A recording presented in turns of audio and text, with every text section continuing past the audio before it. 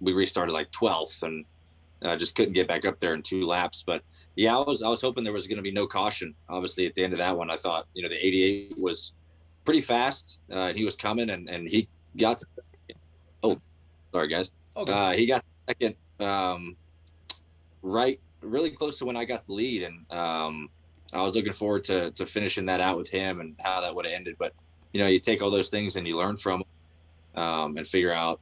Todd and I have talked, obviously, in that position, you stay out, but that's just kind of the sticky situation you're in as the leader. You see that a lot. It's just something that has been hindering leaders for a long time when it's late race cautions. A lot of times the guys behind you are going to do the opposite of what you do, and that one just kind of bit us. But I'm excited to go back to Vegas. It's been a good track for us, and hopefully we can have a good run there and contend for a win.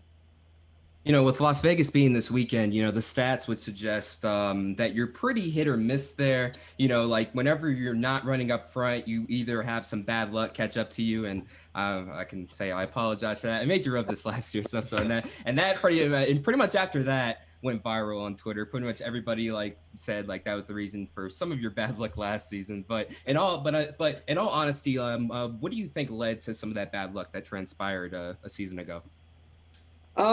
I mean, some of it I thought is just, the way racing goes sometimes, and some of the stuff you can't control. And there's nothing you can do about those situations. But, there's other stuff that we can look back on. My crew chief and team and I look back on and say, we could have done this better. Maybe if we're in this position again, let's think of it and approach it in a different way. And maybe the outcome will be different. So, based on last year, I thought we had really great speed in our car. Just things would constantly happen or we just didn't execute all around, whether it was, me driving, pit road calls. It just, we didn't quite execute to the fullest of our abilities. So, so the biggest thing I just say is just control what you can control and try to do the best that you can. And all that other stuff, all the circumstance stuff, that just happens, but it's about making the most of opportunities. And that's something we've been working on.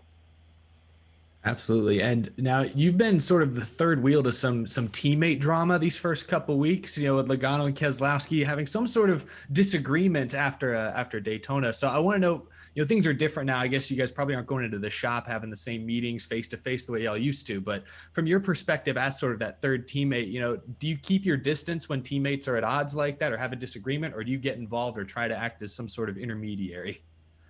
Yeah, the 500 deal with them too, that's just an unfortunate case of circumstance, of them running 1-2. Brad had a big push from the lane. We always talk about it's hard to block these big runs now with the way the speedway cars are. And those two, they just came together. And, I know it stunk obviously for those two teams, but it stunk for the whole Penske organization as well. A lot of people on that team, and then, Penske Corp, everybody involved is, really bummed out by that. So I've always kind of been the background guy. I usually don't have a lot to say. You try to play both sides of it because at the end of the day, we're all a team and we need to all work together to contend with all these other great race teams. So yeah, I mean, we talk weekly, on a call, just post race stuff. And yeah, we had, discussions about what happened in the 500 and, what we would kind of do as a team wise to hopefully prevent that in the future. But at the end of the day, we gotta, it's not really my battle, it's between those, good teammate, good friend with Joey and Brad. And, I don't try to, that's their deal. I just, try to play the teammate card and be, even minded with both of them, not put the blame on one or the other. That's not my position. So I just kind of let them do their thing, but be as good of a teammate as I can be. So kind of building off that, when it comes to being teammates, what kind of stuff, just at the track, away from the track, has, the last little bit of drama affected? And then also just how much more or less input really from your teammates and even from Matty D with when it comes to just being at the track and getting the cars fast? How has that really been working in the new kind of post-COVID world? Yeah, that part's been tough on everybody. It's been tough on the teams, the guys working the shop. crew chief drivers trying to, meet every single week. We go into the shop at least 2 days a week, and kind of prepare and break down the previous race and then get ready for the next one. And that's just all changed. It's a lot more phone calls and things like that. And, maybe you don't go into the shop, but you go to breakfast or lunch. Todd and I do that. And but all in all, I think all our teams work really well together. I don't know the dynamics of these other teams, but I feel like Penske does one of the best jobs of utilizing all the 2, the 12, the 22, and the 21, and really everyone helping each other. I've always said, what's the point of having a 3 or 4 car team if no one talks to each other? It's just like you're running a bunch of single car teams and you're not sharing information. So we do that a lot, and I feel like it really helps boost our race team all around. So and just the whole organization. So that part has been a struggle, but you just have to approach it a different way, just like everybody's having to approach things different ways with COVID.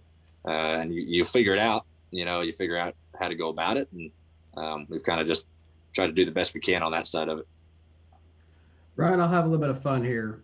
We've seen you now appear in a couple of different TV programs, Magnum PI, and now The Crew here on Netflix. What's been the most fun part about getting to take part in some of these acting opportunities? Yeah, that stuff's fun, man. I am not even close. I will never be quitting my day job and going acting, because I'm just not. That's not really me. But I enjoy doing that little stuff. Like you said, Magnum PI and The Crew, and that Taken TV show and the little Cars 3 voice I did, and that stuff's fun to me. I personally enjoy, seeing the behind the scenes stuff of how many men and women it takes to, just put a set together and do one shot. There's so many people behind the camera, and even, not even that, just writers and people like that. There's so many people that go into these things. It's fascinating for me to see, because you never know that if you've never been on like a set before. You're just watching the show. I kind of compare it to racing and race teams. You see a car on the track, but you don't realize how many hundreds of people it takes actually working on this thing to make it happen. And I kind of compared that to the TV or movie stuff when I saw it. It's like, man, there's a lot of stuff going on that people will never know about. A lot of hardworking people. So, but that stuff's fun. I've been able to meet some really cool, people who are in that world, whether they're, writers, directors, actors, and that stuff's really, really neat. And it opened up some cool opportunities to go to some premieres and some movies I really wanted to see that I got a sneak peek for everyone else. That, I've been really fortunate on that side. So I'm not going to do any more than what kind of my roles have been now, just a few lines, and that's it. The Crew was easy because I was just playing me. That was the easiest one. Granted, I was a little bit, they made me kind of a jerk in The Crew with being hard jokes and stuff, but I thought they were funny. But yeah, that show turned out really good. I'm happy people enjoy watching it. For some reason now, I really just want to see it be a running joke where you and Austin Dillon do the helmet thing. I would just like to see that somehow be a reality. Man, that was so much fun because, I'm a big Kevin James fan, and I loved him on The King of Queens, and he was such a nice guy. He was really, really nice to us, very welcoming, and just an incredibly funny person. I ruined 3, 4, or 5 takes just because he would it up that I wasn't prepared for, that wasn't in the script, and I'd just start laughing. I'm like, well, dang, I'm not professional enough. I can't keep a straight face because I watched this guy since I was a kid. So, but that stuff's cool. It's amazing how those people can come up with stuff like that off the top of their head and apply it. And but that was a ton of fun. Hopefully, that The Crew gets a season 2, and they'll have me back up there. So like myself and a lot of this panel and a whole lot of the 500 people watching right now, a lot of us grew up watching your dad race in the Cup Series and sometimes sporadically in the NASCAR Busch Series at the time. And obviously you got to see him race up close.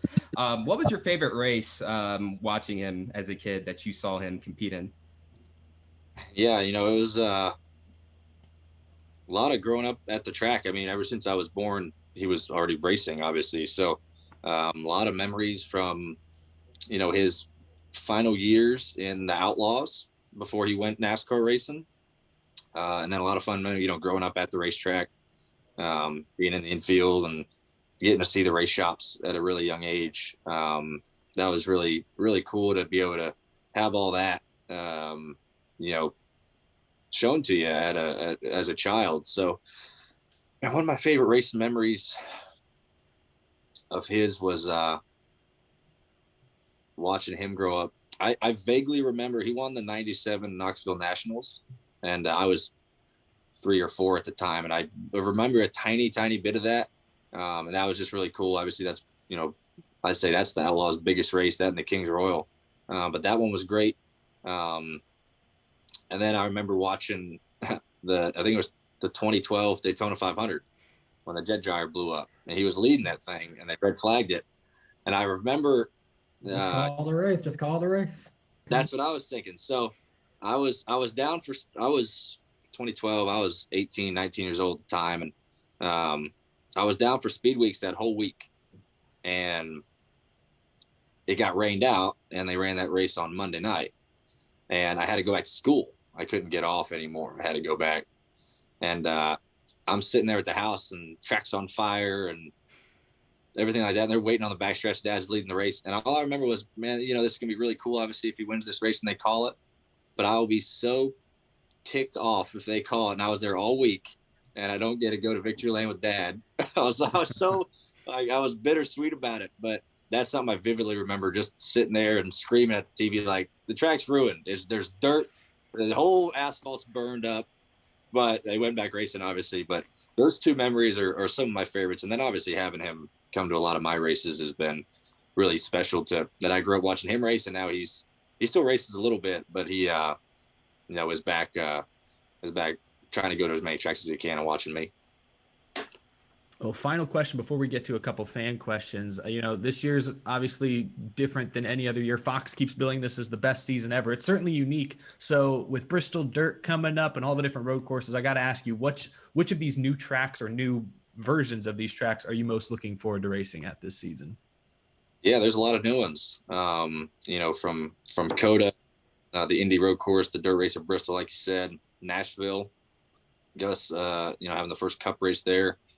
Road America is another one. So I don't know, man. I'm really excited for COTA.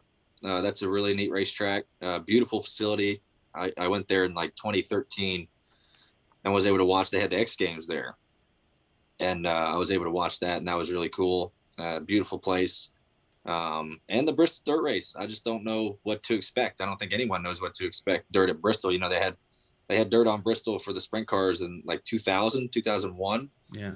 And obviously there's a way different car than what we got, but I'm just curious just to see it, to see it in person and be able to practice a little bit there and see what's going to happen. So I think everyone's good at, some of these tracks that have never had a Cup race, like COTA has never had a NASCAR race.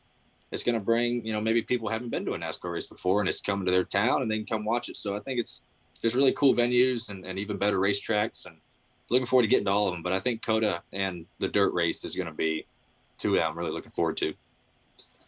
Well, Ryan, with you coming on, we had a lot of people who were just completely amped up with having you come on. And then also, before we go right into it, I actually got a text from a mutual friend of ours, Dylan Smith, says, ask him why he can't beat me at NASCAR heat. Well, funny, Dylan's in the other room right now. He's living with me. Oh, God. Yeah, he knew I was doing this, so probably hear me right now. But I think that's my fault. I think I texted him that earlier. yeah, but he would. I'm not gonna lie to you. He kicks my butt in NASCAR heat. I don't know what it is. I think he practices all the time. Secretly when I'm not home or something, or in his apartment, and I just can't beat him. I'm good. I get him like 1 every 5 races. That's really what I'm good for. And but yeah, I'm happy. Thanks for bringing that up. That NASCAR heat. Thank you. Another question here from commenter Luke Maddox. He asks, "What's your favorite body armor flavor?" That's a good one. Man, there's a lot. They coming out. I feel like they come out with flavors every week, and they just came out with that Body Armor Edge.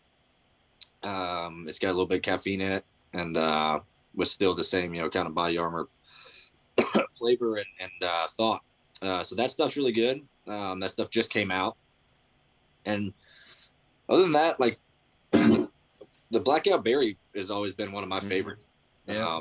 That's like OG body armor right there to me. And that's, they have all the lights, and I love all the lights and everything like that. But the blackout berry is probably my top.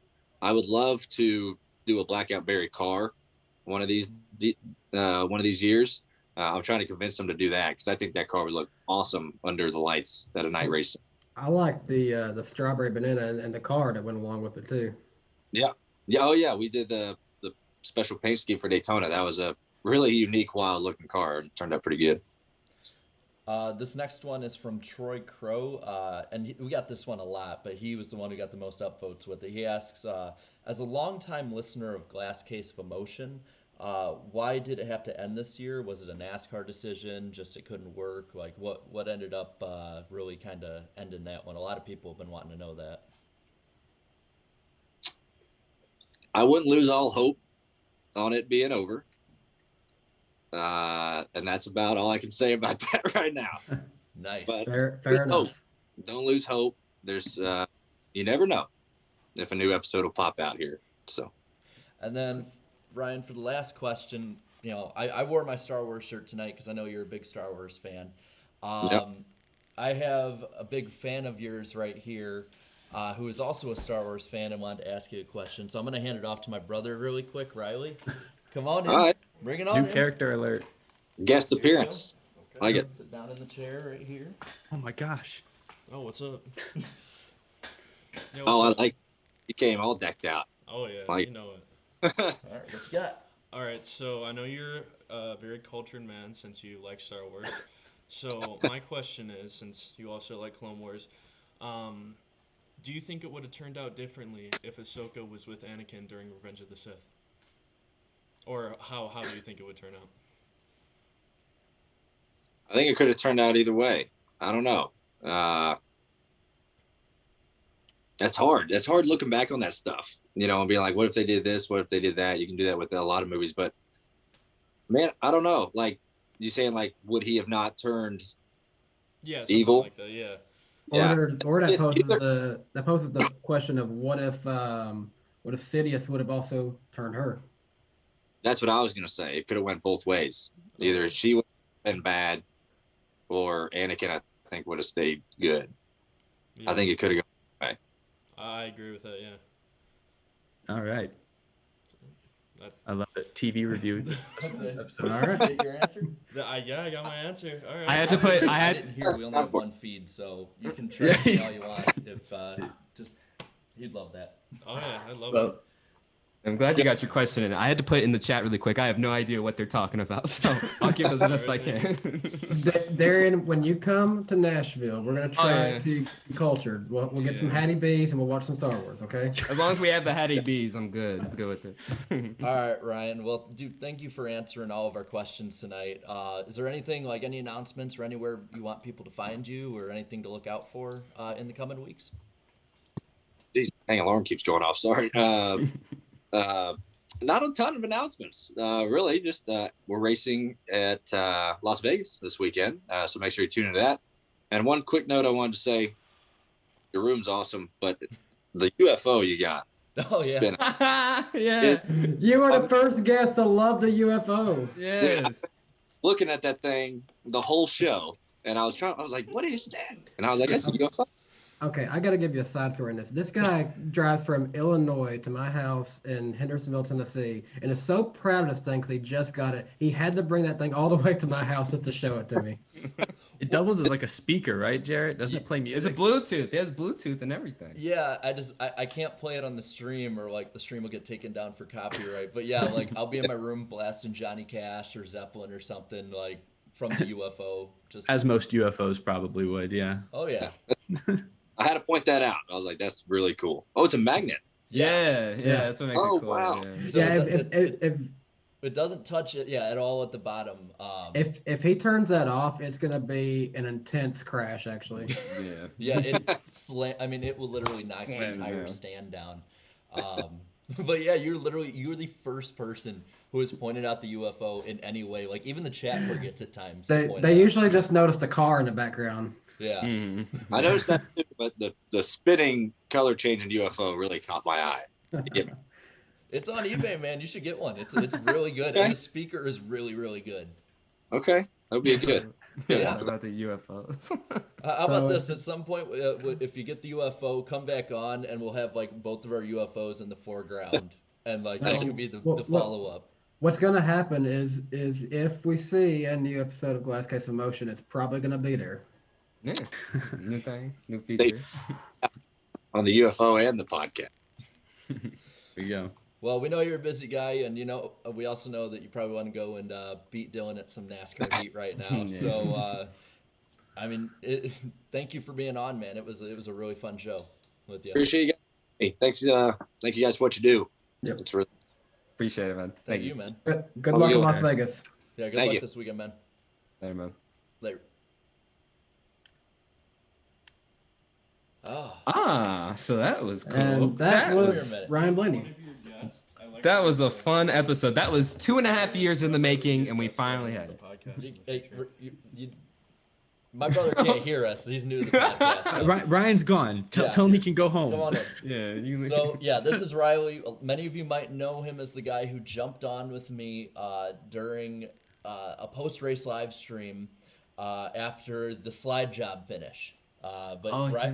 Riley is a huge Ryan Blaney fan. It was like Edwards and Blaney. So I knew I had to get him at least one question in here since him and Ryan are both like giant Star Wars fans. The thing is, I didn't hear the answer to the question, so You can play it back. I got to It go was back gibberish. and listen to it later. And Start speaking another language. It was incredible. what Star Wars language did he start speaking? What do you mean? I don't know. Fine. There's Yeah, different like languages. it's- It's such a Another y'all need headphones. Yeah. Anyway, thanks, man. No problem. Thank you. I'm gonna go home and eat dinner. Okay, have fun, man. I'll be here. There, man. Oh wait, My that's phone. yours. Fantastic. All right. One of your guests, So one of your so fans said I should be in a guest star. We'll work I'm on trying to that. sort it We'll work out. on that. so we called Darian's old roommate White Flags Matter. If you're the Iceberg, what is your brother? Titanic. Well, Ice Cube is taken, so There you go. Bendy straw. ice chip. I I don't know. Ice shavings. Snow cone. Snow cone. I like that one. Let's do that. Oh man. All right. Let me readjust the screen real quick. Apologies for. I'm sorry, I'm just laughing. I don't know what my wife just typed there. She said, Danny B, if Riley got. I'm really confused. Well, I want to say apologies for. I guess the at one point the audio kind of messed up a little bit at the start. Oh yeah, like, y'all were going off in the chat. And I had to Yeah. put it in our private chat. Hey, audio, Yeah, turn yeah, it yeah. up. So But we're glad we got it fixed. I don't think it was like anything. I think it was just a glitch. I like fixed something with the connection with OBS and everything, and seemed to be pretty good. And speaking of OBS, this is funny. OBS right now is not letting me readjust the screen, so we're like, Oh, it's not. we're like kind of in a little bit. We have a whole background. It looks fine. It looks Yeah. alright. It's all right. Yeah. Yeah. It'll be like we're doing a throwback to like 2006. But yeah, so 4:3 aspect ratio. So we are about, thank you all. We're about halfway through the show. We'll read the super chats about the halfway point, give or take, the first round of them. But, we're really thankful for Ryan being on, but we still do have a full-on, full podcast to do here. We got a lot to talk about. That Yeah. race was spectacular. Hopefully that's a Which perfect one? segue. Which one? Dude, both of them So- were fantastic. Let me get the everything set up here. And, okay, so it's just like starting off. Danny, I want you to start off with the Xfinity race. Like, where do we start with that? That was one of the best races I think I've watched So- for a long time. Yeah, I think both races this weekend were good. I was a fan of both, but the Xfinity race just never felt like it was truly their race from start to finish. Well, I guess at the end it felt like it was Gragson's, but then I'm sorry, I know it's been dramatic all week of this. David Starr had a tire issue, and you can't help that. That's horrible luck, and I hated it for Noah because that's now 3 times in a row he's been screwed over by this place, and he doesn't have another chance to go and win there this year. So I hate that for him, but It was eventful to say the least. That was to me a top 10 all-time Xfinity Series race, and I don't think I'm exaggerating in saying that statement. That race had everything, a lot of comers and goers, a first-time winner in Myatt Snider. I remember back in 2018, Las Vegas. This was a true story. When I was interning, his dad had just gotten off off of one of the elevators, and this dude literally just started shit talking his son and saying he's not going to be anything. And now look, he's a first time Xfinity winner. So it's kind of funny how that works out. Wow, tough love. But yeah, dude, that's crazy. But no, so pretty much what happened in this race was, you had your Cup guys. Some of the Cup guys were in there. Like, for example, like Tyler Reddick too. Like, what team was he driving for? A sponsorless entry. What was that? Danny, It was like, what team was it? I'm sorry. I was those up. I just seen where Dylan Smith also texted me the same thing he texted you. So repeat the question. But what team did Tyler Reddick drive for? Comrades! Our Motorsports! Oh, dude, and it was good seeing them up front. And then he got and then he ended up getting DQ'd at the end of the race, so it didn't matter. The second place finish didn't count. But I will join Dalen Barr and everyone. I'm carrying on the Our Motorsports meme. I'm in love with that. no, but just all the talk of Myatt Snider not being good enough and stuff, he definitely proved them wrong on Saturday too. I always felt, he wouldn't set the world on fire, but he wasn't terrible like some people were saying he was. Yeah, he had some shortcomings in the truck series with KBM and stuff, but I was like, he's progressively getting better and better year by year, and now he has an Xfinity win, so that's awesome. Eric, what did you think, man? What did you think about it?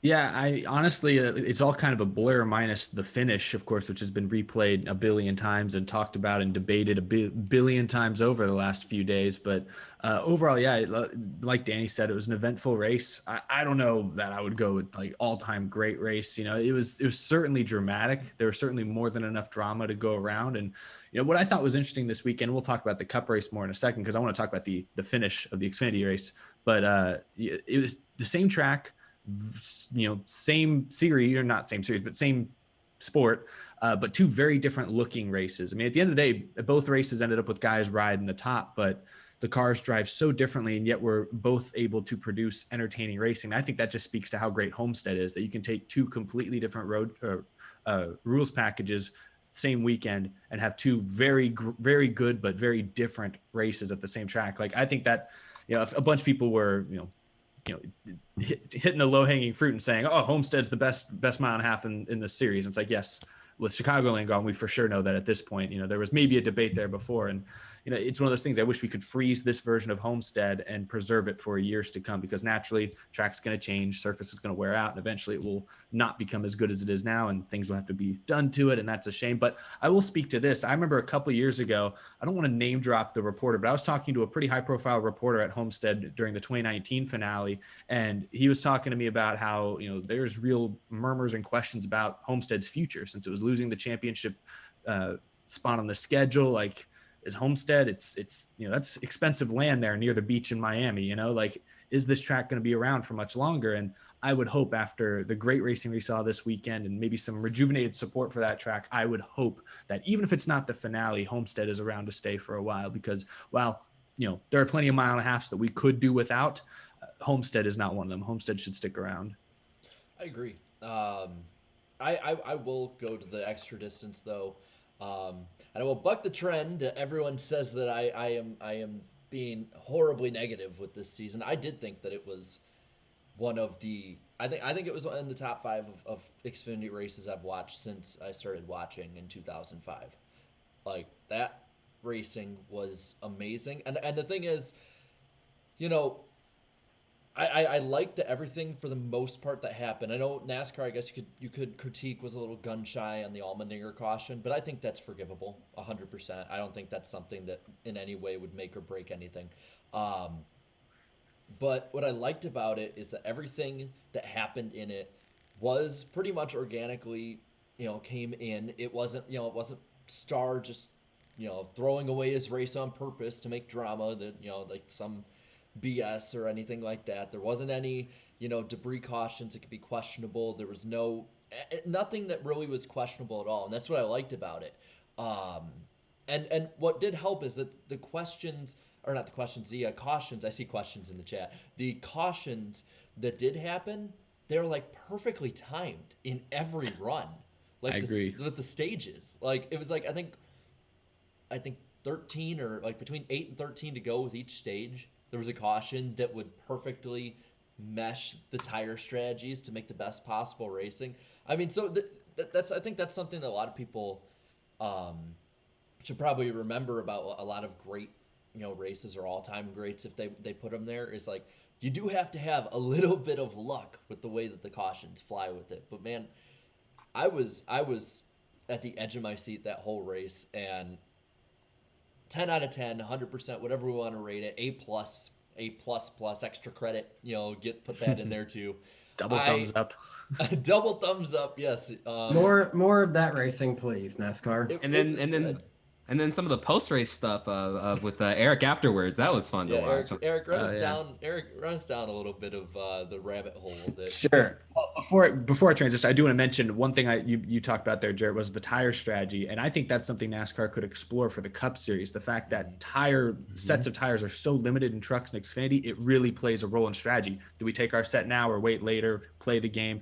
Cup Series, since all the teams usually have like 15 sets of tires, it's not usually a concern. That's if you want to cut costs, that could be a way to do it and actually increase the drama on track. But the end of the race, everyone still to this day, we're like 4, 5, 6 days removed from it now. And Mike Joy threw his 2 cents on the fire. It's going off. Noah Gragson, he's polarizing. We all know that. When he wins, he's exciting. He's crazy. He's fun. When he loses, he's upset and lets everybody know it. But Noah Gragson. So at the end of that race, obviously David Starr running 12th, last car on the lead lap, having a great day for that team. Slides up the racetrack, hits the wall in front of Gragson. Gragson piles into him, DNFs, ends up losing his 9-second lead. Looked like a surefire victory, ends up finishing like 30th. We also his post-race comments from the Infield Care Center where he referred to all the dips, on track. Yeah. He didn't specifically name David Starr, but I mean, that's the team that he was having trouble throughout the race, though. I remember the 48 was giving him some problems early on. The 48 was a hazard, and I believe that was his first race, that driver's first race on an oval. So it's certainly something, be aware when you're catching the 48. But so he made those comments. Some fans didn't like that. Obviously, some team owners, most notably Carl Long, who owns that 13 car that took Gragson out, did not take kindly to his comments. There were photos circulating all night of the tire that allegedly is what went down on the 13. It didn't ever go completely flat or blow like some people were. It was shredded though. It was corded. It was severely corded, so of course that would affect how someone handles it. Wasn't it per the evidence? It was not an example of David Starr just getting loose and overdriving the corner, wiping out the way Kurt Busch originally thought watching on TV. I don't know where Kurt got that from. It's not like he got loose on entry. It was like the center of the corner almost. So anyway, I tweeted after his comments about David Starr, where he called them dips, and all that. I think I tweeted that, I love Noah, but I feel like this is just a bad luck situation where, I get he's angry and he wants an outlet for it. But I don't believe in this case there's anyone you could really be angry at. And I know that's hard. When you're angry, you want answers, you want to blame somebody. This is a difficult situation because I don't really think you can blame anybody. And that's basically all I tweeted. I thought that was uncalled for. Of course, he replied saying that, the 13 car didn't blow a tire. Of course, I was like, okay, well, he had something go wrong. And Noah seemed to not be able to let that go. I think this was Saturday night. It's Saturday night, yeah. He still wasn't letting it go even after Carl Long blasted him Sunday in a Facebook post, basically saying that, this kid's over entitled, blah, blah, blah. He still didn't back down. Remember, you guys saw Noah Gragson's tweet where he said, by the way, I corded a tire in stage 1 and I didn't wreck, he's in full disclosure, Noah messaged me late Saturday, it was early Sunday afternoon after I tweeted about Whataburger as sort of just a fun jab at him. And he was, I think what I get from Noah is he kind of subscribes to the idea that there's no such thing as bad publicity. He wants to keep getting his name out there. He wants people to talk about him. And I understand that, but I get that. My perspective is if you're still a young driver who, let's face it, is talented, but does not have the resume to suggest he's a surefire Cup Series star. He's got 2 truck wins and 2 Xfinity wins. That's fine. That's decent, but that's not great. That's not amazing. You still need to, it's a risky play if you're going to go the route of trolling people on Twitter, because that's what I believe he was kind of doing later in the week. I think it's the tweet about courting and stuff. I think in a lot of ways that was him just trolling for the lulz, if you will. And if you're a young driver who is not a Chase Elliott type who clearly has superstar in him. If you're not one of those guys, I feel like that's risky. I do feel like that's risky. So that was really my only critique, and if you will, my only humble advice towards Noah. But we've heard how several other people within the industry have responded. Mike Joy did not seem to make a subtle jab at Noah today, but I don't know. Give your take on it. Well, I love it. I love a guy like Noah, man. Just, it's just like we always hear all the time, NASCAR drivers are just so vanilla, they don't really say anything or do anything nowadays like they used to. And, Noah's like kind of a throwback. He's kind of a new Kyle Busch, I can see. Kyle Busch did a lot of like crazy stuff in his initial years in the sport. But the difference is, Kyle Busch is Kyle Busch. He quickly built up his resume to quickly back up, hey, I'm one of the best out here and stuff. And I feel like Noah's kind of going that route, but the thing is he just doesn't have the resume and stuff. And also he already has this reputation of, because of his background, the rich kid background, all that talk thing, some NASCAR fans hate that. And, when you act like that on social media, sometimes it might come off as a different type of way to something. To me, it's entertaining. To others, it might not come off the same. But I feel like a guy like Noah, like he just needs to keep progressing, and he needs to pick and choose his battles wisely. You can't go and go off on Twitter every single weekend. You know what I mean? But so it's fun as hell to watch. It's fun. Exactly. That's the point. Yeah. It's fun to me. I love it. So as long as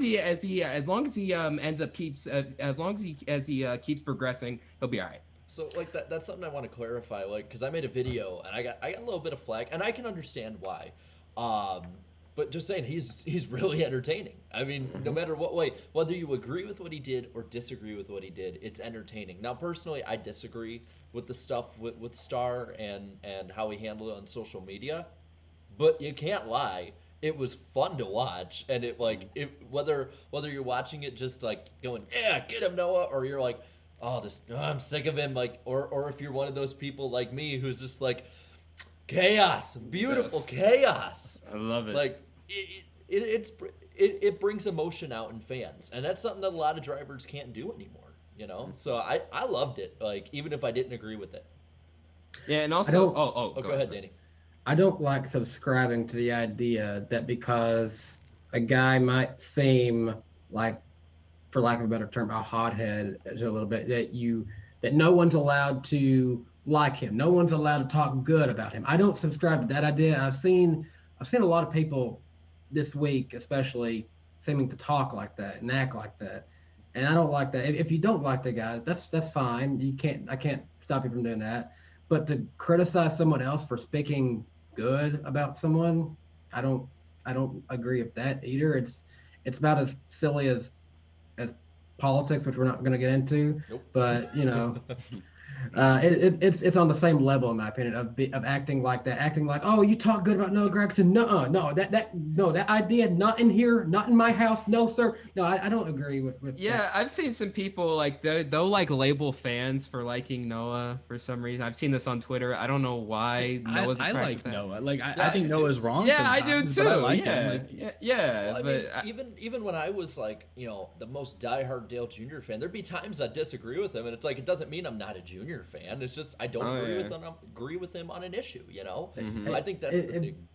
I disagreed when Matt Kenseth wrecked Joey Logano. I thought that was a wrong idea, but he's still my boy. I was a person. My view is skewed. I thought it was awesome. If we had Twitter and social media back at the level it is today in 2007, 2008, do you think people would want Kyle Busch to go far? Nope. People still don't want him to. Thing about Noah is he lives in the moment. That sometimes that gets overplayed. That just means you have fun. No, Noah Gragson, that's his entire mantra. He could wear that on a t-shirt. He wears that everywhere he goes. Everything he does, when he's invested, he's all in the moment. When he and Harrison Burton got into that fight, he wasn't thinking big picture. He was thinking, I want to punch Harrison Burton's face, and I'm going to do it. And he did it. When he won his first truck race, the emotions, the excitement got to him so much he threw up on national TV.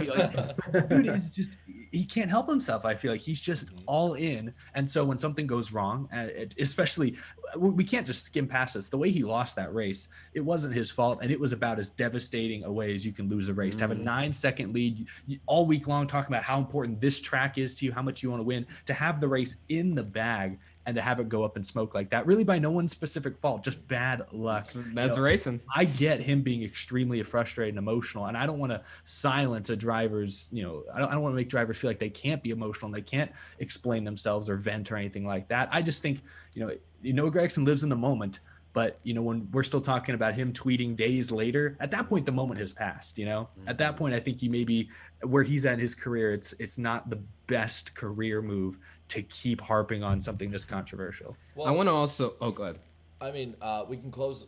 You can have the closing thought on this, Jerry. But there was a cup race too that we got to talk about. But Jerry, go ahead, and then we'll head straight to the talk about the cup. Oh race. yeah. Just to end off of the Xfinity race, to be the defense guy for David Starr. David Starr does have a sort of a resume in NASCAR too. He's a former Truck Series winner and stuff. So I've seen some people saying he sucks and all that. But no, he's one of the Houston boy. Yeah, it's one of the most talented underdogs I saw growing up in the sport. So we don't show him get some many respect. drivers from around here. So yeah, and he drives the Whataburger. Yeah, the Whataburger car. Yeah, even though I don't have it, but yeah.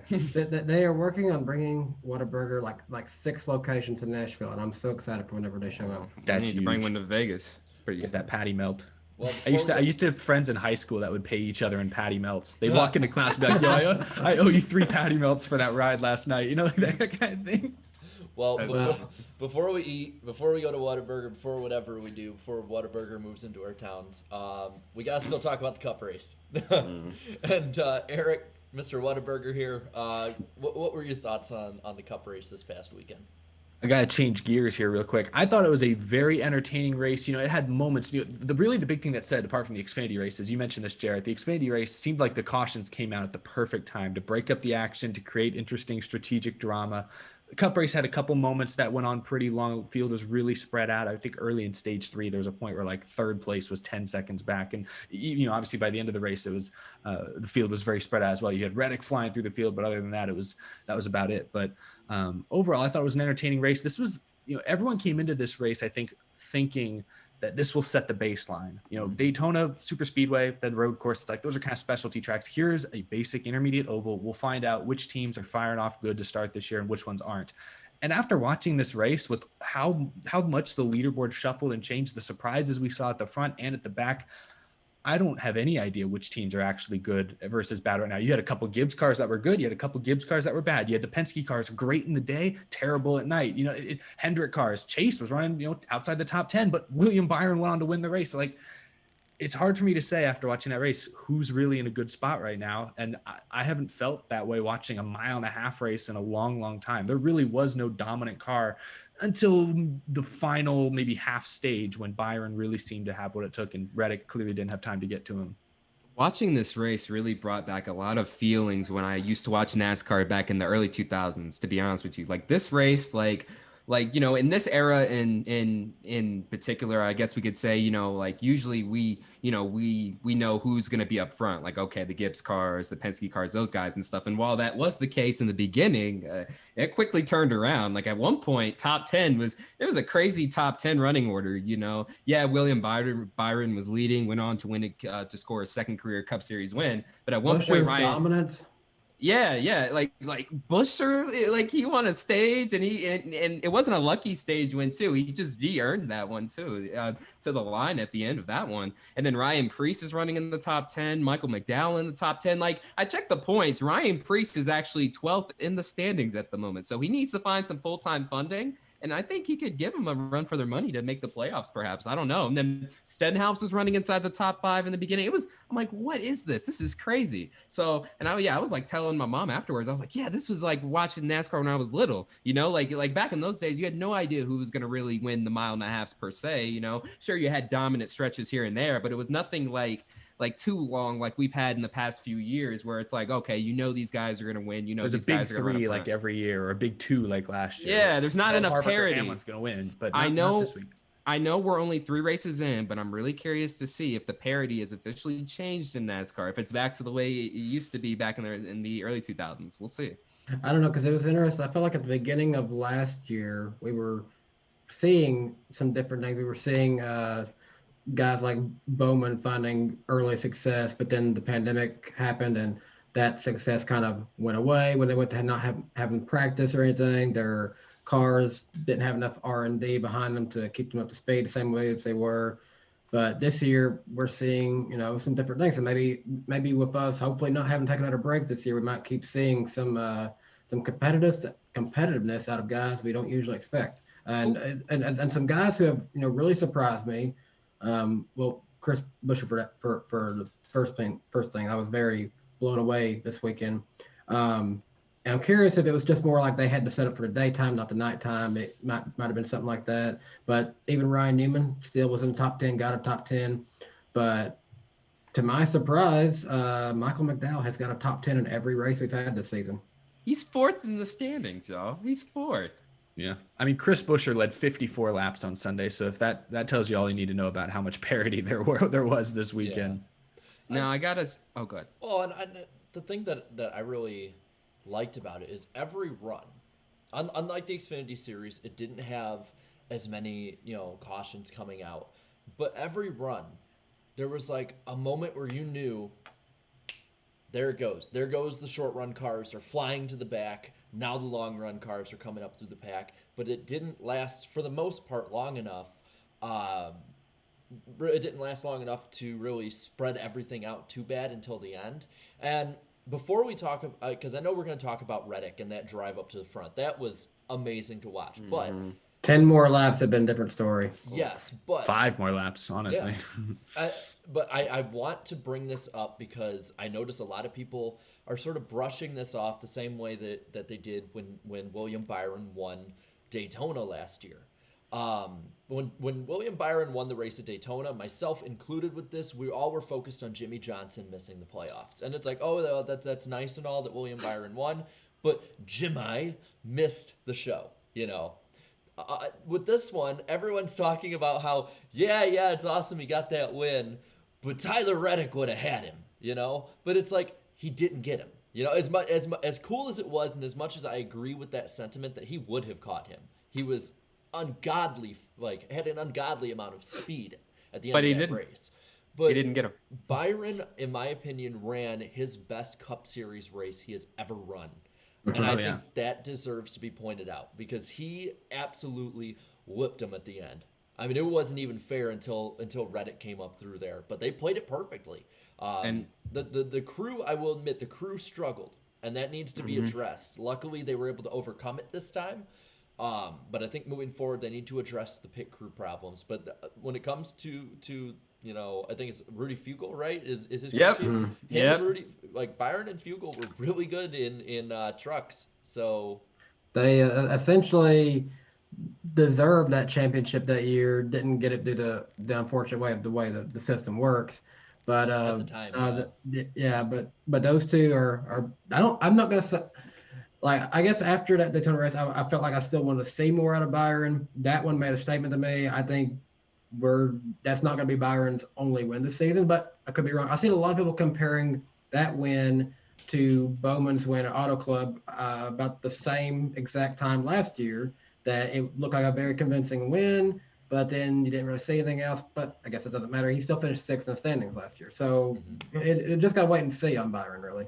And a huge shout out to Kyle Larson for pushing Byron past Truex, entering turn 1 with about, I want to say 30, 40 laps to go there. And he was able to clear him, and Byron was just smooth sailing from here on out. So a huge shout out to Larson there too. And also Larson, he put on a hell of a show too. He was up front right from the get-go.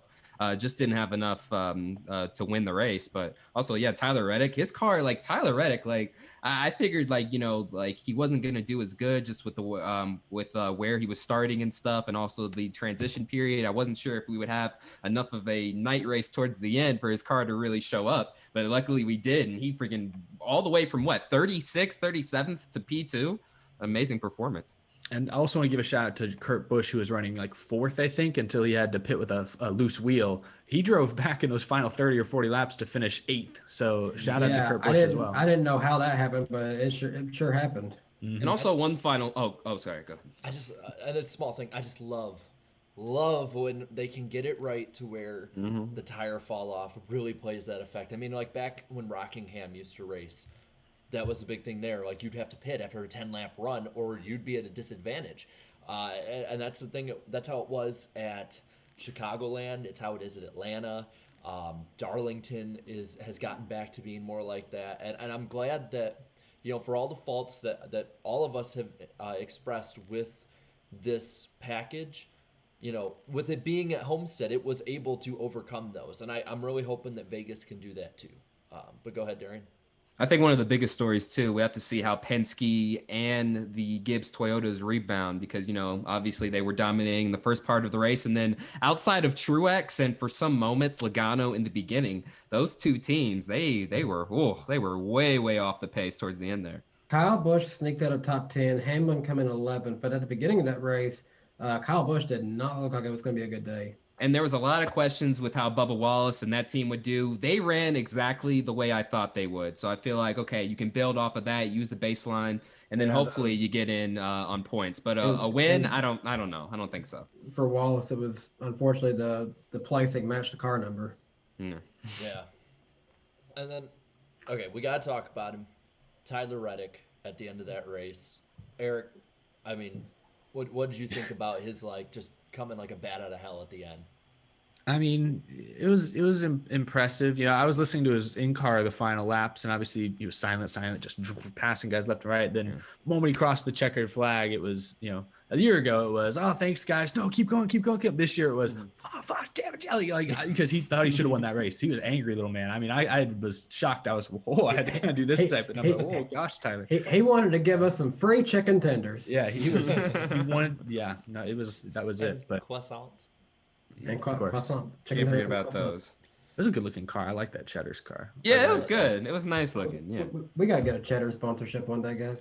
Yeah, hopefully. That way we can just have our croissant, just have them rolled in a conveyor belt. But with Reddick, I mean, everyone expected him to do pretty well. He was my win pick, so I was sitting there at the end of the race, I'm like, go! I want to win this thing, And don't get me wrong, even if he wasn't my pick, that was such a fun run to the front that he had. With 17 to go, I think it was 12 seconds, 13 seconds back. Yep. And he finished 3 seconds back. And they had a battle. He had to pass a lot of cars too. Yeah, he had to pass Larson and Truex towards the very end of the race. Inside 4 laps to go. That was a pretty good battle too. I was like, damn, if only that was for the win. Oh. But it still was, even if it was for second, it still was it's still really a great fun. Battle. Yeah, and it was a lot of fun. On another note, can we talk about Tyler Reddick's mask that's way too tight? In his mouth. It was freaking inside it was inside his throat there. We're gonna stop the droplets before they form. I was like, gee, what is? You can loosen up the mask a little bit there. I saw a meme someone made where they had the mask go up over his head and everything, and we used to have. I'm gonna go off on a little thing here. Story here. We at my school, our colors were green and white, so we had the green men, and what would happen is a few people would get these full on green suits and wear them over, and they were way too tight. I'll just say that right now. But that's what it reminded me of. It's I'm like, hey, I'm back in high school, and I go on Twitter looking at that. But no, it was like when SpongeBob was trying to rob the bank, and he put the whole white body in the bag. Put it in, sir. You're facing the wrong way. But no, that was. I mean, I love watching drivers just rip it on the high line. And I think that a lot of that has to be with being an old Dale Jr. fan. But even still, with Kyle Larson, which he oddly didn't do that as much this past week. I was actually kind of surprised by that. Did you hear his interesting comments to, I think Bob Pockers posted, he asked him what the difference he felt between driving the Hendrick car versus the Ganassi car. And he mentioned that the Hendrick car was just smoother. You didn't feel the bumps in the track the way he was used to. So I don't know if that changed his approach, perhaps. He mentioned in that interview that he used the bumps to kind of gauge when to lift into the high side. And he felt like it, while it was good that the car was smoother, obviously, it was just, he missed that sort of, that token that he used to recognize the corner. Missed that feeling. He missed that feeling he usually felt. So, and again, he raced for Chip Ganassi for 5-6 years. So he's got to get used to this Hendrick package now. That sounds exactly like how Junior, Casey Kane, even Mark Martin were talking about that. So it's crazy, even though Hendrick, they're back on the up and up, but still isn't what they used to be. It's we're going to give you the best we can possibly give you, and it's spared no expense. But that is, I mean, it doesn't surprise me, but it kind of does at the same time that it's the same way for almost 15 years now. Yeah. But if we don't have anything else, we can get into the ratings talk, and then we got a bit of a poll we can talk The about. poll. The But poll. I do want to say a couple things of notes in the chat. For those asking where Blaney is, we've already had him on. You can go back and watch it on the playback. And also, I don't. They stopped doing it, but I noticed that some people in our chat figured out how to literally send a message that had nothing there. It was kind of interesting. It's weird. Well, really quick, looking at the ratings, it's like Jekyll and Hyde with NASCAR ratings so far this year. So we'll get the bad news out of the way first. Cup ratings, 2.48 rating was down 14.5% from the comparable race last year, which was Auto Club. And they had 4.239 million views, which is down 12% from that comparable race. I mean, still the most watched sporting event of the weekend, but at the same time, it's like that is something to look at. Again, all sports are down. That's something that can be factored in as well. But that was the bad about it, and the good is the Xfinity series that had had 1.238 million viewers, which was up 4% from the comparable race last year, and that one was again at Auto Club. I'm starting to like my theory of it's all about the drivers. I think Jimmy leaving, this is the biggest drop we've seen since the year Dale Jr. left. It's not as big as the year Dale Jr. left, but it's probably the next biggest now. And you're seeing a small increase in trucks and Xfinity because some of those Jimmy fans are looking for a new driver. I think that's what it comes down to. Yeah. And I think, I mean, I think back in 2018, 2019 talked about that like, yeah, NASCAR's going to be flat for a while, maybe go up a little, but they'll probably have one more dip when Jimmy leaves, and then that'll be like the big... And I think that's just coming true. I think that's what it is. I think this just supports the theory we've been kind of having for a while. And I think the hope is that some of these new teams like 2311, Trackhouse, some of them will maybe fill that gap in a little bit so the Jimmy loss doesn't hurt as badly. But I think until they start to run up front consistently, they're gonna have a hard time consistently. They have to start those winning. Numbers in. Yeah, Bubba has not. He finished 17th at the in the 500, but was still caught up in that wreck. So we just that it's slow start, not shocking new team, but once that team hopefully starts clicking off some top 10s, then I think that'll help. And also Suarez got 15th too, so that was an amazing run for him. Top 15, that's good for that new team. Going kind of back to the ratings really quick, what's going to be interesting is the days that IndyCar and NASCAR overlap. That to me is going to be interesting because if we see NASCAR, this year have between 5 to 15% drops most weeks, and then maybe I don't know how many overlap off the top of my head, but let's say 5 weekends overlap, and those 5 weekends are down 25% or something. I think that it's you can see just the Jimmy effect. I guess you could call it. And also to add to IndyCar's situation, final year of the NBC deal, and they have 9 of their races on the major NBC network. I think that's more than NASCAR does on there. So, nice. Yeah. So I was like, damn. But their finale isn't on. It's on NBCSN, which is weird. But they might change it now. Oh yeah, that's right. Yeah, it would be on the USA network. That's right. No, not Peacock. No. Oh, please don't. Asking for death if you do that. But yeah, so a lot of interesting things happening in the world of IndyCar. But I mean, back to the Xfinity ratings. Xfinity and trucks, to me, they just have a much more compelling product, not just in the racing per se, but also these certain personalities too. They happen to be people, drivers, who happen to be around our age demographic as well, and they know how to work social media. For example, guys like Ryan Vargas, Jordan Anderson, and those are just the underdog guys too. So throw in some other guys like Harrison Burton, Noah Gragson, who they're viewed as going to be are the future of NASCAR, and then also guys like Ty Gibbs, who are as young as 18, 19 years old. There's a lot of compelling personalities to follow. Now, in the Cup Series, some personalities are still there, but they're just not as compelling as in the lower series to me. Well, unless we got anything else to cover from ratings to the races that themselves, we have one last thing. We want to hear what everybody at home thinks about this past Cup race, at least. So, I guess we can roll on into the poll. The poll, the famous Iceberg poll. How many people voted on this one? We came up just short of the record, which is 13,000 from Daytona. We had 12.4 thousand people vote in this poll. That's so good. We almost did it, gamers. Almost.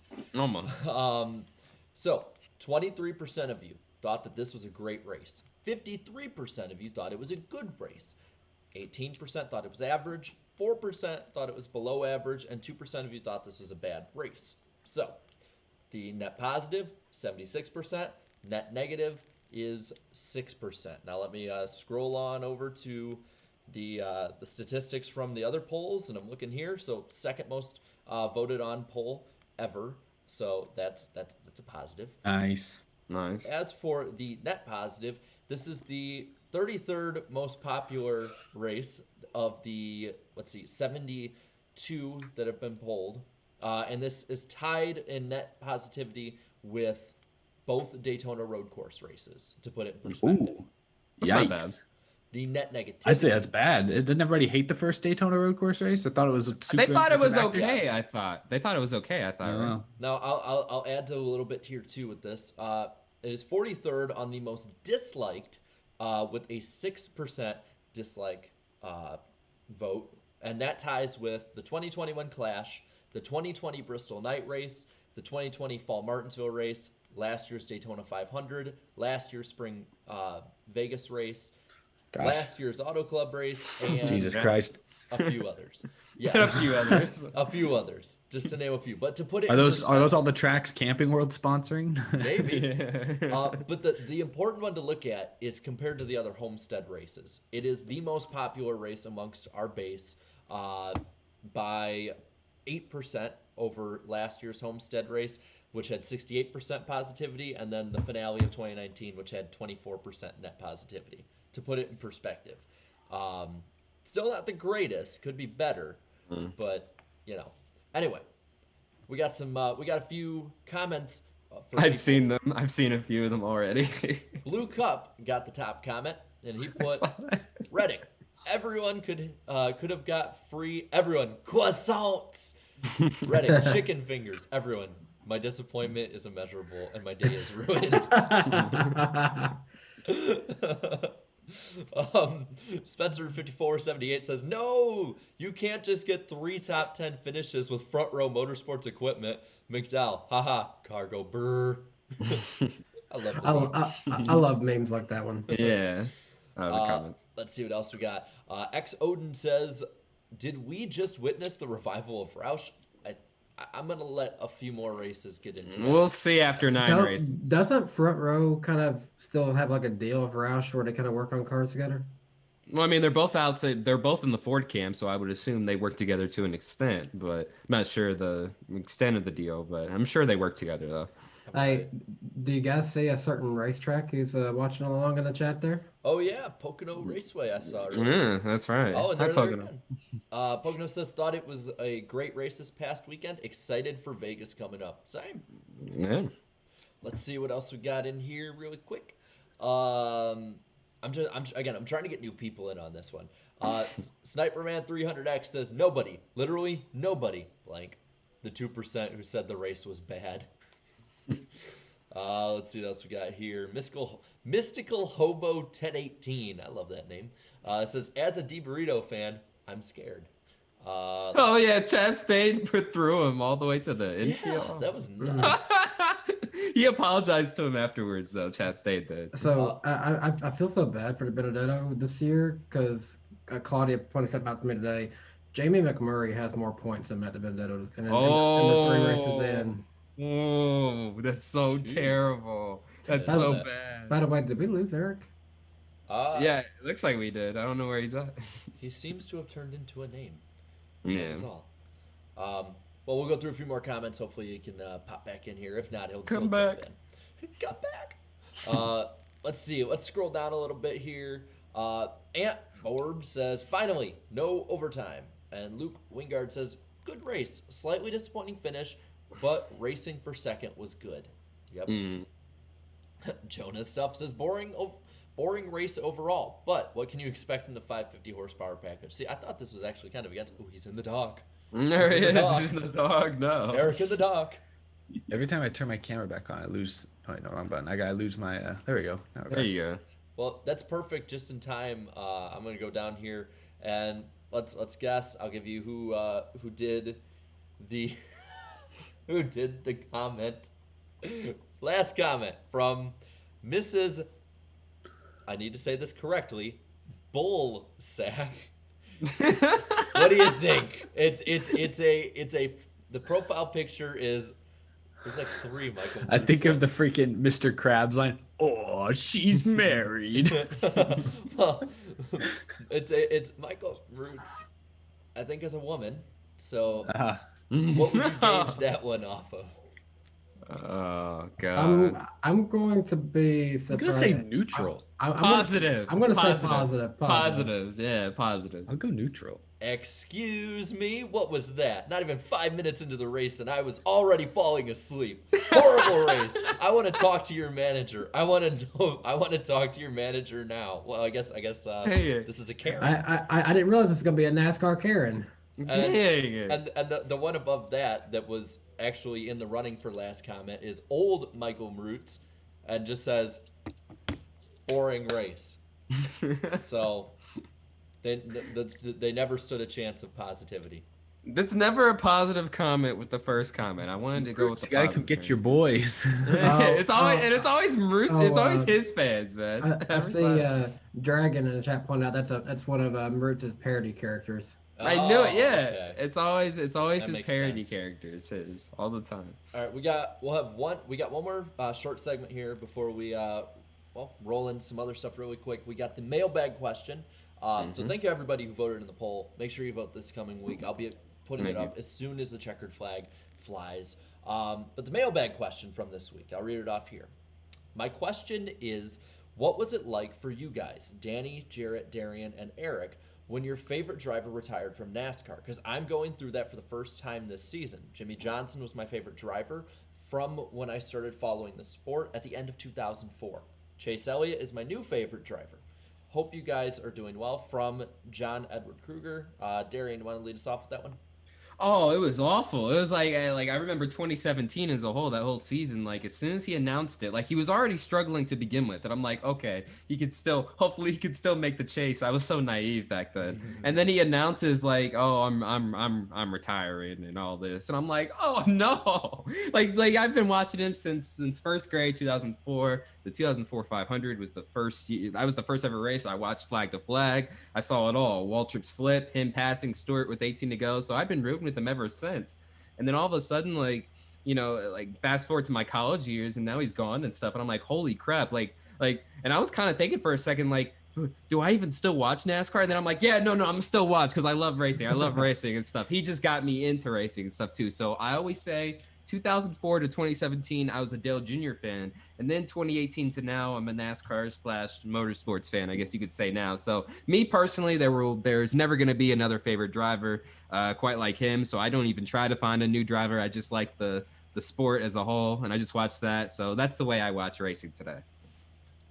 There's a part of it that I found, because I was a Matt Kenseth fan until this last year. He's still right, but it's a little bit different. But yeah, I didn't know if he said how old he was. I didn't see, but the difficult thing for the 4 of us was we all formed our favorite drivers when we were really young. Mm-hmm. Like for me, I was a Matt Kenseth fan basically from the time I was like 7 years old to now, and you don't remember a whole lot before you turn 5, 6, 7 years old. So for me, basically all I remember was being a Matt Kenseth fan. So with him stepping away, it's difficult. There's several drivers that I like, but there's certainly no one that comes close to Matt Kenseth for me. So I think it's a difficult situation that a lot of fans have had to go through. And I think there are 2 sides to it. You can obviously follow the Xfinity series or even the Cup series and find a driver that maybe speaks to you, probably a younger driver. Cause I find it very hard to root for guys that I rooted against for 10 or 15 years, so it's like, it's easier for me to root for a new face. Or you can kind of go the route Darian's talking about, and the route that I've kind of ended up is I kind of just root for different storylines on a week-to-week basis. Mm-hmm. I have a few drivers that I kind of like. I have a few drivers that maybe I'm not like, I don't really want to see this guy do well this weekend. That'd be lame. And you kind of root on a race by race basis, and maybe each season you have stories that are interesting. That's difficult because you can't buy a T-shirt that has that on it. You know, you can't buy a specific driver T-shirt. We love narratives. Yeah, we love good stories. Like, you can't really do that. So it is difficult and it is different. But it'll test yourself. I think, like Darian said, it's like, do you keep following the sport? Do you really like racing? Like in your case, I like how you said that Dale Jr. got you into racing, but now you are a racing fan. Yeah, so I was like, wait, do I still watch it? Even I'm like, yeah, I'll still watch it. So I think, it's an awkward transition, and maybe this will, I don't want it sounds like therapy, but maybe you'll be faced with some difficult questions. Like, are you questioning everything? Am I really a racing fan, or was I just a fan of Jimmy or whoever? It's difficult. I'm not going to tell you how to live your life. You only have so many days on this planet. It's a real thing, though. It's a real thing. When you follow just a driver for so many years, you start to question, like, okay, do I really like racing or just the personality? Which, I mean, there's nothing wrong with that. I mean, it's just being honest. Mm-hmm. So for me, I was a Dale Jr. fan, and I've been rooting for him since he come over to Hendrick in 2008 after being a Gordon fan since I first started watching, but decided I was going to change it up, have a new favorite driver. I couldn't see myself doing that again. That's just weird now. But when 2016 happened and Dale Jr. was out with a concussion, and it was kind of like, well, my driver ain't racing. Who do I root for now? And really at that point, I was more neutral. I was like, I wanted to see if Jeff Gordon could do okay and what races he was running. And then I was like interested in this Alex guy, the Bowman guy. I knew Alex Bowman for a while, was familiar with him in the 99 car, the Nationwide Series, was familiar that he had drove the 23 and the 7, didn't do too good there, which it was bad cars. But did not run at Phoenix. I was like, wow, that's pretty cool. Good to see him do that. And then 2017 come around, Junior's back. I'm like, okay, yeah, back to rooting for Junior. And then just a few races in after Bristol, I was like, yeah, I'm done after this one. See you, fella, that we're heading home. And it's like, well, crap, who do we root for now after that? Part of me was like, well, maybe I want to root for Martin Truex Jr. I always kind of liked him, but then I realized, well, yeah, he's good right now, but he's not going to be around too much longer. You probably want to find a guy you'll be able to watch for a while. My wife, when she started watching NASCAR with me in 2016, she became a Chase Elliott fan. I didn't want to be like rooting for the same guy she rooted for by any means, but I still wanted to pull for a guy who was similar to me in age.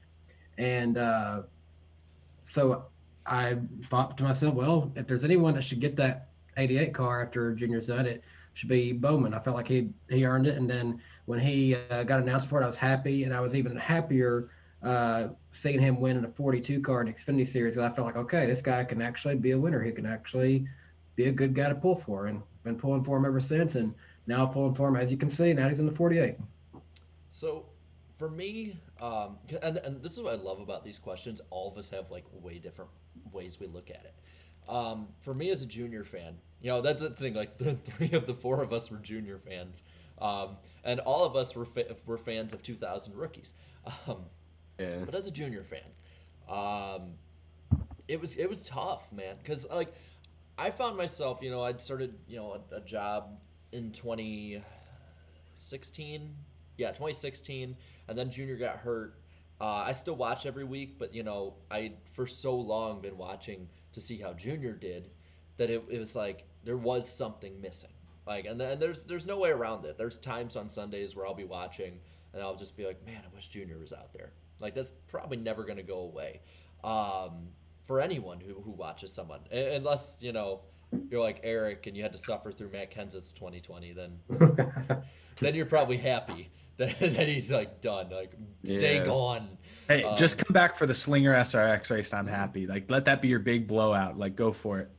But I mean, as in general though, like that 2017 season, even though it sucked, it was still special because it was like the last of each thing.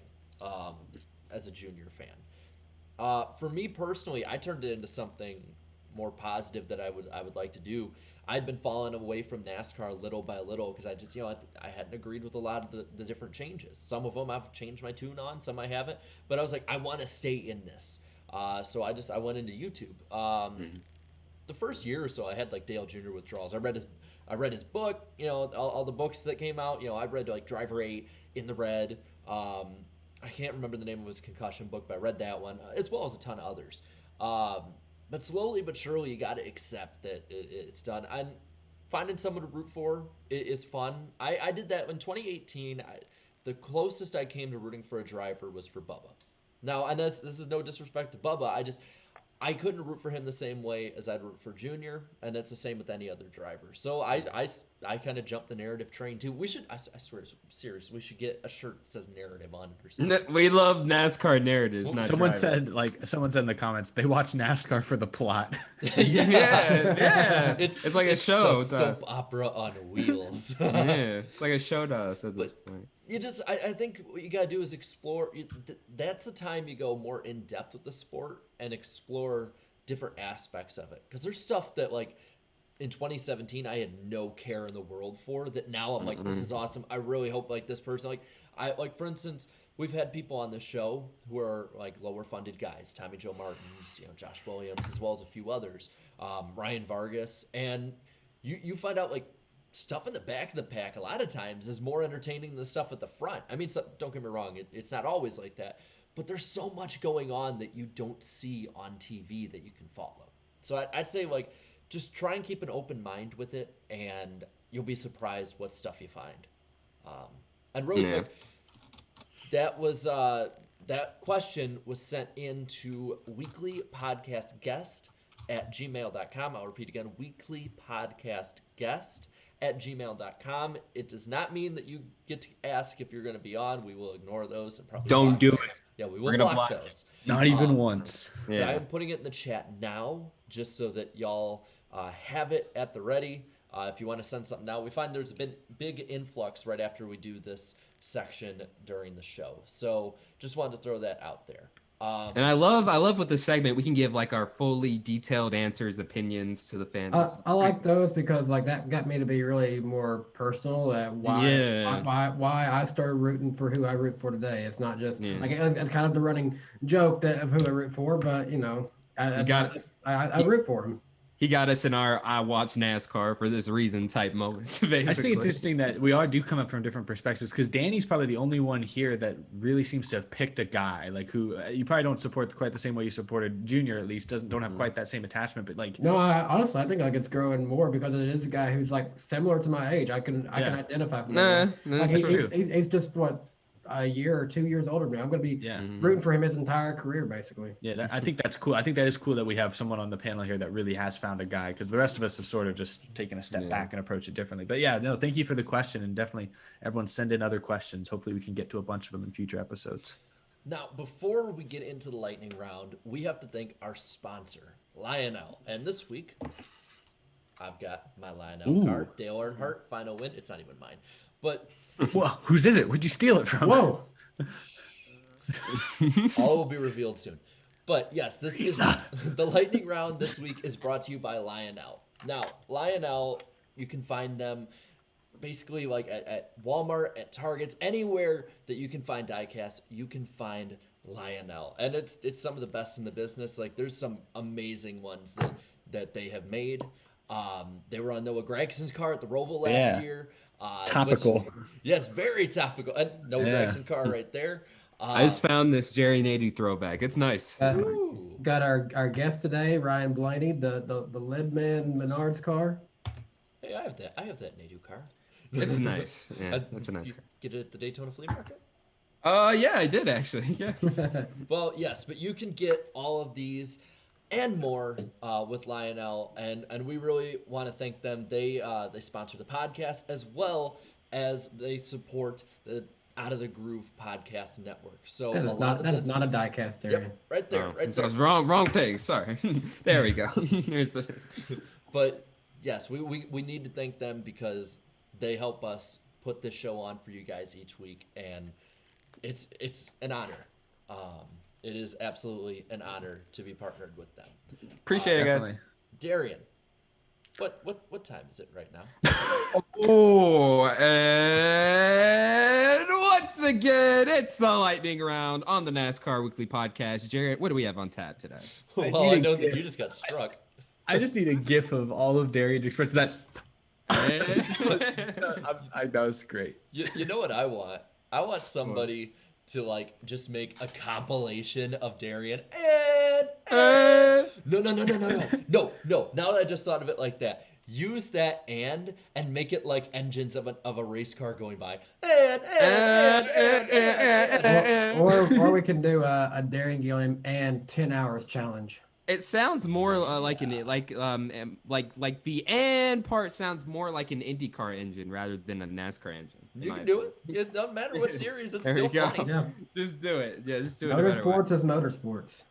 All right. Well, we got the lightning round. Surprisingly, not as much compared to really what we usually have in the lightning round. So let's start out. The race at COTA will be called the Eagle Park Automotive Texas Grand Prix, according to Adam Stern. Oh, Grand Prix. Grand Prix. Oh, how fancy. Oh.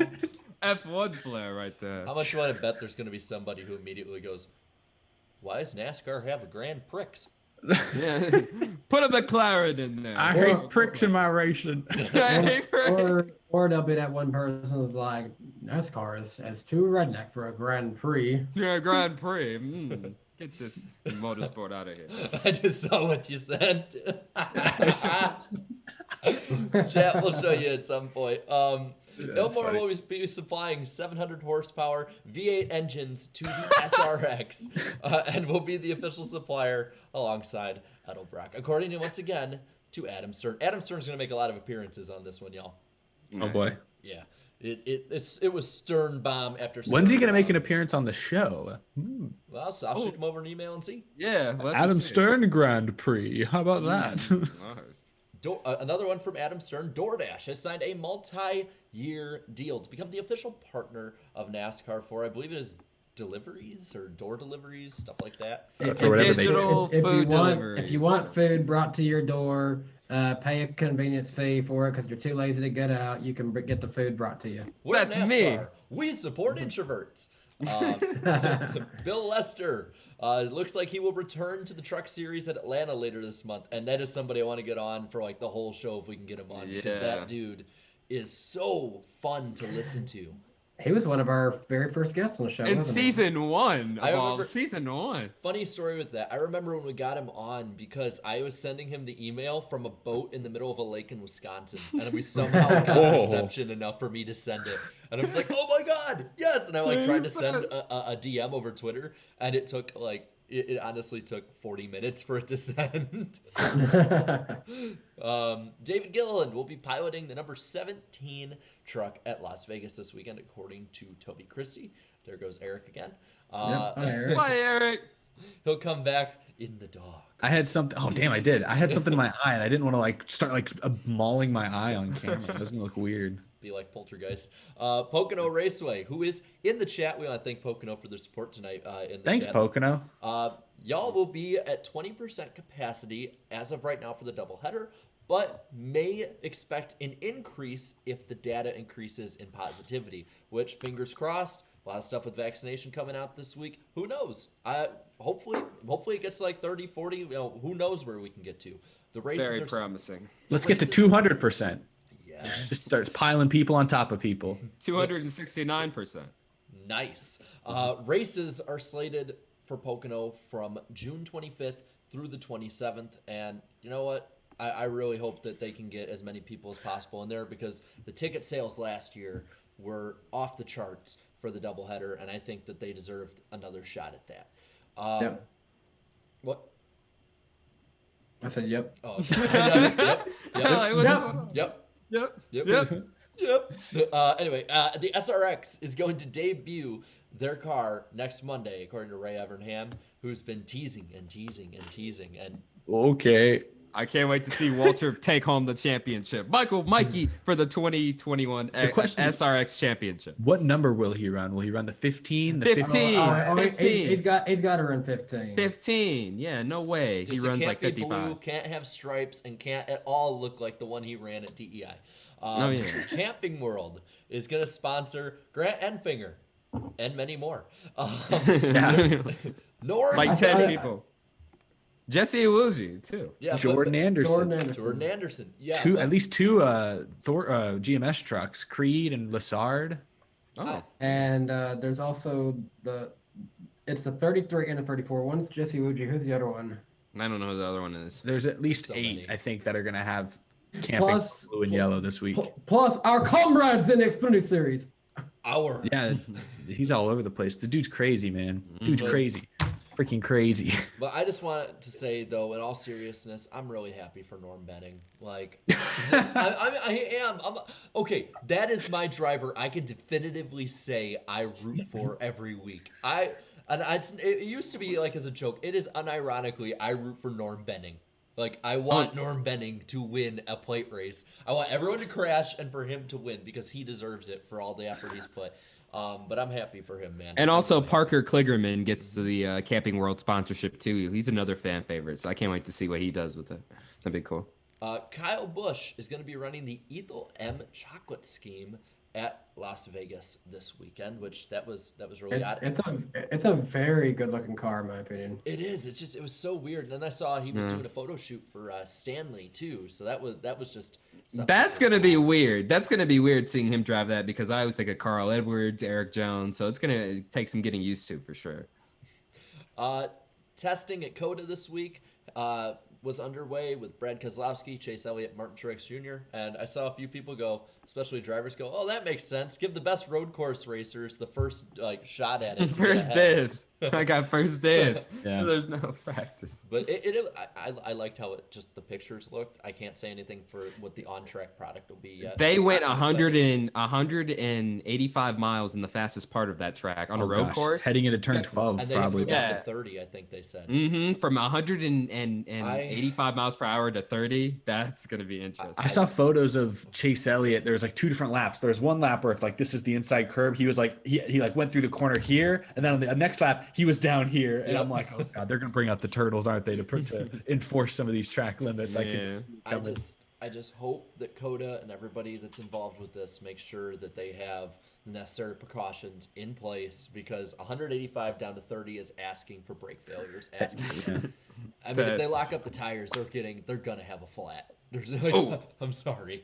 That's gonna be good. That's gonna be fun stuff. And I'm sitting here like got on my phone. I'm ready. Yeah, I still need to get mine. I'll get mine very soon, though. Very soon. This one's from J-Ski. The penultimate Xfinity race at Martinsville this year will be called the Dead On Tools 250, and it just continues the trend of funny-ass names for these races.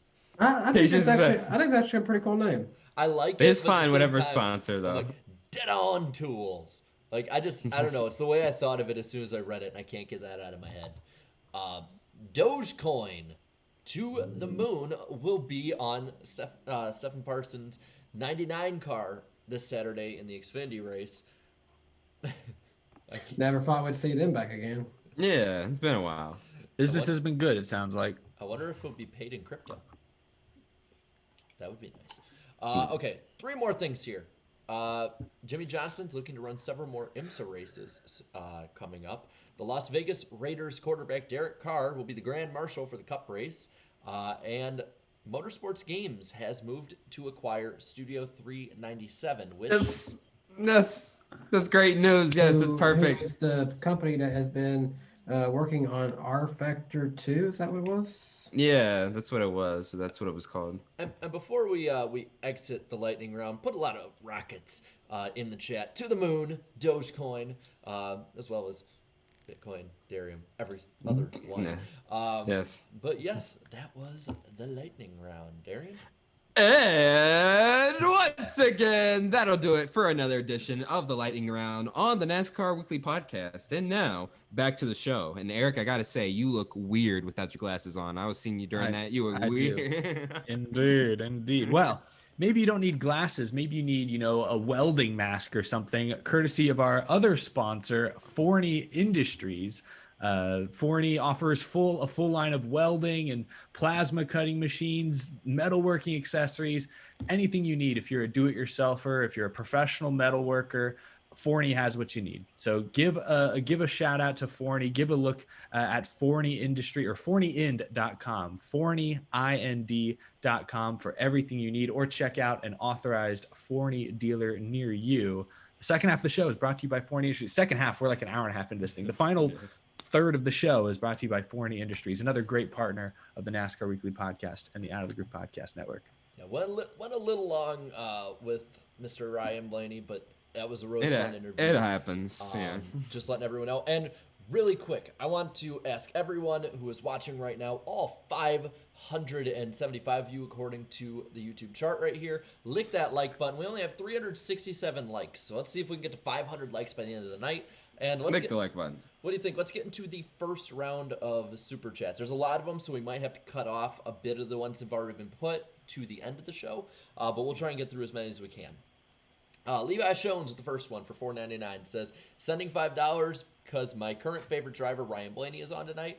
You get out of the slump, Ryan. A body armor. Cheers to everyone.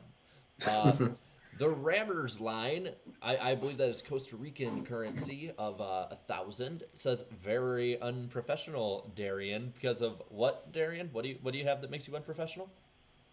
I have this Buddha belly, and I made drivers touch the tip. Blaney, as far as we know, Blaney and his crew chief are the only ones who touched it, though, right? No, actually, yeah, they were. They were. Harvick was like, no, I don't want to do it. Wait. Did that happen in Las Vegas last year? It did, yeah. I was there. That was why he didn't win. This is the weekend the curse is broken. I was just thinking that is like, it's so dated compared to today's standards. And remember, hella people were mad at me for it too on Twitter, like, oh, how dare we can't give him credentials. I didn't even have media credentials. I was interning there. Yeah, I was interning there. Freaking hooligans. Well, we can get into more of that a little bit later. GN with a $5 super chat said, Blaney, what driver did you look up to growing up? I think he kind of answered that with his dad. Yeah. Also, he didn't really touch on it surprisingly, but I remember he had that break time in 2011 where he basically got to work alongside his dad of Tommy Baldwin Racing. I'm surprised he didn't bring that up in some of his favorite moments. I'm surprised he didn't end up bringing up the 2006 Busch race, Fall Charlotte. It was between Kenseth and Blaney there. That was a pretty good finish there. Ethan Kane with a $4.99 super chat says $5 for getting my favorite driver on the show this week. Love the show. Well, thank you, Ethan. Irvin Alvarado presented by Camping World. I saw that. I loved it. $9.99 says, hey, Blaney, great to come on the show. And he wanted to ask about Miss not having fans. Also, what new tracks does he look forward to? Well, I think we had that. We did ask the tracks question. So yeah. Ben Pie 1024 for the $2 super chat said Ryan Blaney for dubs on and off the track. General Shepard for the $4.99 says, it's so cool to have Blaney on here. He's a good driver and an awesome dude. Also, Pocono is here in the chat. Thank you, Pocono. I saw that was pretty awesome. Did you just say that person's name was General Shepard? I think so. Gosh, that brings back some bad in Modern Warfare 2 PTSD. In the chat. Dale Albright for the $19.99 super chat. Thank you, man. Says, what do you think about Bristol's news today, and how are we going to do on a dirt track? Well, we kind of talked about how what he expects of not expecting. Wait, what was the Bristol news again?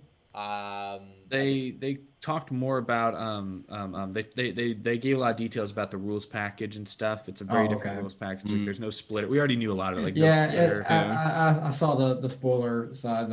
I think it'll be okay, I guess. There was also something like they'll set the lineup not only by the finishing positions of the dual races, but also passing points. Passing points.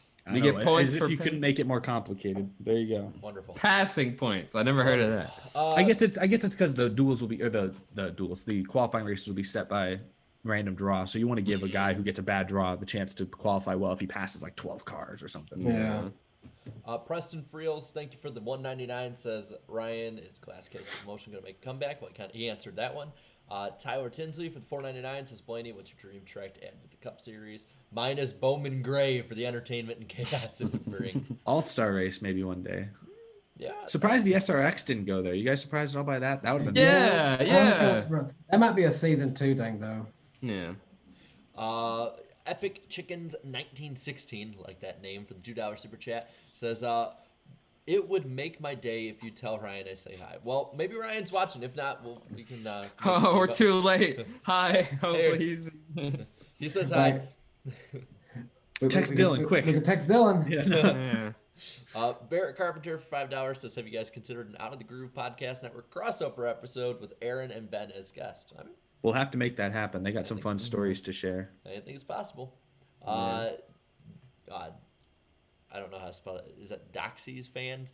Says, good luck this season, Blaney, for the $4.99. Dale Albright with another $4.99 says, Chris Stapleton or Luke Combs. Was that probably for Blaney? Apologies for not being able to answer all the questions with Blaney. It was just a matter of timing issues. Yeah. We're limited with the amount of time we get with a lot of the drivers when we have them on, so we kind of have to plan things ahead of time. Yeah. Yeah, sorry about that. 1024 for $5 super chat says, Blaney, what do you think your chances of winning Dega again? I think they're pretty high. Barrett Carpenter. He knows they're high. Oh yeah.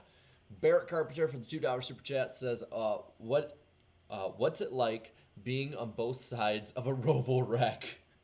Oh, damn, he should have asked. That's right. We'll have to have him on again to get some of these questions. Yeah. Khalil Williams for $5 says, dropping a super chat to thank you guys for featuring one of my favorite drivers. Go Ryan Blaney. Also, my favorite body armor flavor is Fruit Punch. I like that one. Yeah, I like that too. You can't go wrong with Fruit Punch. Doxy's fan for the $9.99 super chat says, I'm a huge Ryan Blaney fan. So ready for him to win. I think a lot of us are. Zachary Plant, thoughts on Michael McDowell and how he'll do? He got to answer that one. Andrew Meyer for the $5 super chat says, Riley's alias opposite to Jarrett's, the Iceberg, is global warming. Jake Baskinger, what's the best way to have a steak? I mean, I have mine well done, so you can all go at me. Medium rare. Yeah, he has his well done. Even his girlfriend will get after him for that too. Yeah, sometimes. Medium rare. I'll be sure to burn your steak in Nashville next time. Medium, maybe medium well, depends on the quality of the we're working with. Medium well, and if it's good enough, it doesn't need a whole lot of A1 sauce if it's good enough. So. The Rammers line for 1,000 Costa Rican. Is that Costa Rican credits? It's Costa cryptocurrency. Rican currency. Okay, currency. Costa Rican currency. Says Noah was as salty as tree after the Browns game. Yeah. Phil Brownson, thank you for the $5. Says which is the better super team? Late 2000s Hendrick, mid 2010s Gibbs. Hendrick had the higher highs. Gibbs has been consistently better as well. Late 2000s Hendrick, more championships out of him. I feel like the late 2000s Hendrick lasted longer. Like it was more. It was there around for a while. I'd say late 2000s Hendrick as well. I'll go with that. Gibbs was only really a super team for about 2 years there when they had Edwards and Kenseth with Busch and Hamlin. I mean, those four were all champions. They all of them made the round of 8. I think their first or second year together. Noah Cornelius, hey, what's up, man? I was on his show last night. So was I. Yeah, both of us were. Thanks for the $5 super chat. Says, what's up, NASCAR Weekly Podcast? Glad I could finally catch an episode. Usually I'm editing my show around this time. Happy y'all got Blaney on the show. Well, thanks for the support, man. Thank you. We'll have to get you on the show at some point. Jake Stew for the $1.99 said, tired of missing NASCAR Weekly Podcast live, so I called off work. Love it. I love it. Thank you. I appreciate the dedication, but man, you gotta make some money somehow. No, I trust his judgment. Thank you. He knows what he's doing. What a legend. Thank you, man. That's awesome. That might be the super chat of the night, honestly. Let's roll through a few more of these, and then we might have to cut it off for a bit. GN for the $5 super chat says, my prediction for Vegas, 550 horsepower, gives us an average race at best. We had a predictable winner. Harvick, underdog, DiBenedetto, Suck, and Dillon. Sanan for the $5 super chat says Homestead is what Atlanta was before 1998. True, I would say. Barrett Carpenter, thank you for the $2 super chat. Says did Gragson get penalized for his comment? No. He did not. Yeah, they didn't even apologize. They didn't even say, "Oh, we apologize for the language." They just act like nothing. No, this is the route they should go. Yeah, just go with it, man. It's entertaining. Who cares? Alex Tomasek for the $10 super chat says, hypothetically speaking, I like that. If NASCAR were to bring back Rockingham or North Wilkesboro, of course, with some renovation help, which races do you guys think will get axed? It's hard to think right off the top with it. You gotta look at tracks that have suffered not good racing, not good ratings, and not good attendance. Yeah, and it's also for sure. Oh, God. If it's ISC, it depends also if it's ISC or SMI. Like, bringing those tracks back, who's actually, marketing those races, because, existing contracts may limit, you can't replace an SMI track with an ISC track easily. Yeah. I can tell you this: Vegas is locked in with NASCAR until 2031 at the very least. They're not going anywhere. I think North Wilkesboro. I think they're with SMI. I think they get. I just know SMI. The SMI does own North Wilkesboro technically, okay. yes, but they just like let the track sit there. They let it Basically. rot. Yeah, let it rot.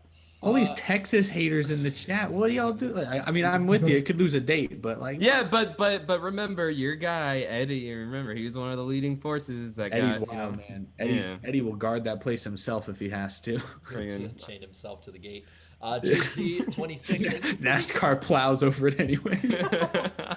JC 26. Thank you for the $8 super chat. That's an odd number, but I like that number. How do you guys think dirt specialists like Shane is that Golovic will do? I saw. Did he get? Is he the guy that BJ McLeod or the Live Fast hired announced today? I don't know enough about him. But whoever it was. How do we think that these kind of dirt ringers, I guess, would do?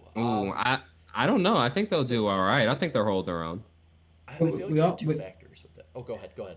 I was gonna say we also got some other guys who supposedly are gonna be trying to get an advantage by running in a truck race. That could, like, I'm talking about Cup guys who we don't ever see in the truck series anymore. But there was something on Instagram posted by auto owners, and I think it's since been deleted. Apparently, Truex might race in the truck race at Bristol. Oh. And there's also a rumor that Kevin Harvick might have something with a DGR entry.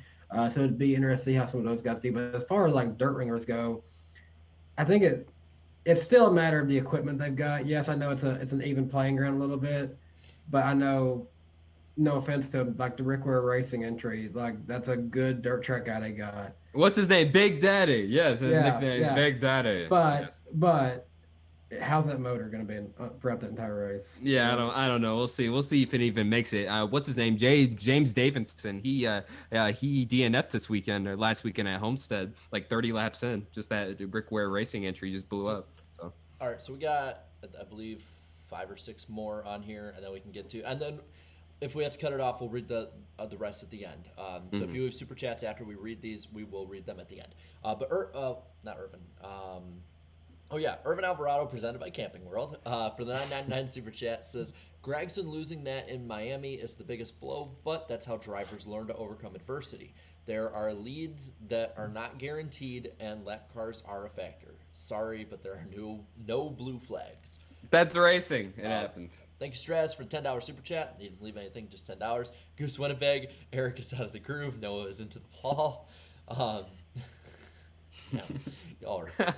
Will Graybill from 999 says, how do y'all feel about the TV ratings so far with Cup going down, Xfinity and trucks going up? Is it a racing product or just NASCAR gaming more core fans instead of the casual ones? I think it's a mixture of both. Mm-hmm. Yeah. And then this will be the last one. Then we'll go into the rest of them at the end.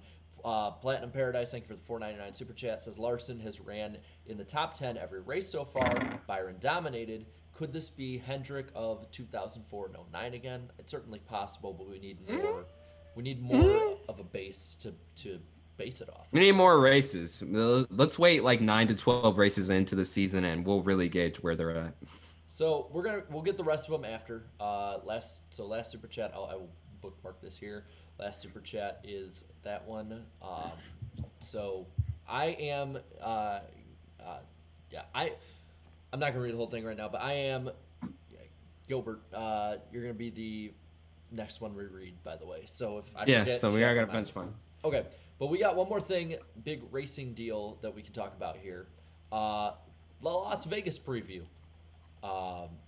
So here we go. Thank you, Danny. I saw you put that there. The Las Vegas preview. So I'm gonna read off a few things here just the things you need to know for this weekend. On the channels, Cup, Fox, and PRN. Xfinity, PRN being the radio. So I'll do channel and radio, TV and radio. Cup, Fox, and PRN. So those are the ones you gotta look for there. Xfinity, FS1 and PRN. Trucks, FS1 and MRN. Cup start time, Sunday at 3:30 Eastern Time. Xfinity start time, Saturday at 4:30 Eastern Time. Truck start time, Friday, 9 o'clock in the evening Eastern Time. Weather, I don't have the weather on me at the moment, but last time I checked, it didn't look bad. It's pretty clear out here. It's been pretty clear. The past. Just peek through the blinds for us, Darian. Yeah, Let us know. it's all right. It's okay. It's a little bit cloudy today, but I think come the weekend, it'll be mostly clear the whole weekend. Yes, but that now leads to one big thing, picks. I can read off if y'all want the standings.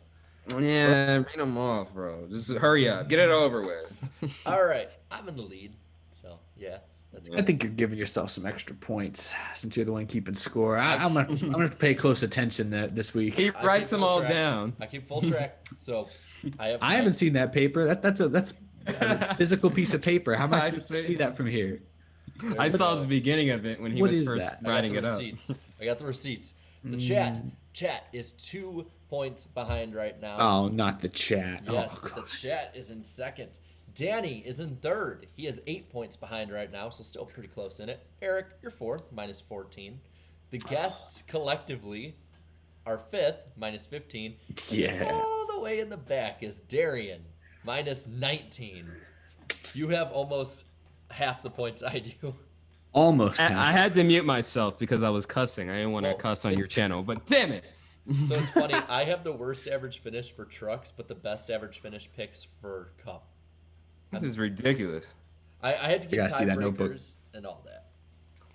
So how many points am I behind you again? 19? 19. Might as well be a million. Oh, I know. Dude, I might as well. Dude, I know we're so early into the season, but already 19 points, and I'm behind the chat. The chat. We're all like behind the chat. The chat's I know.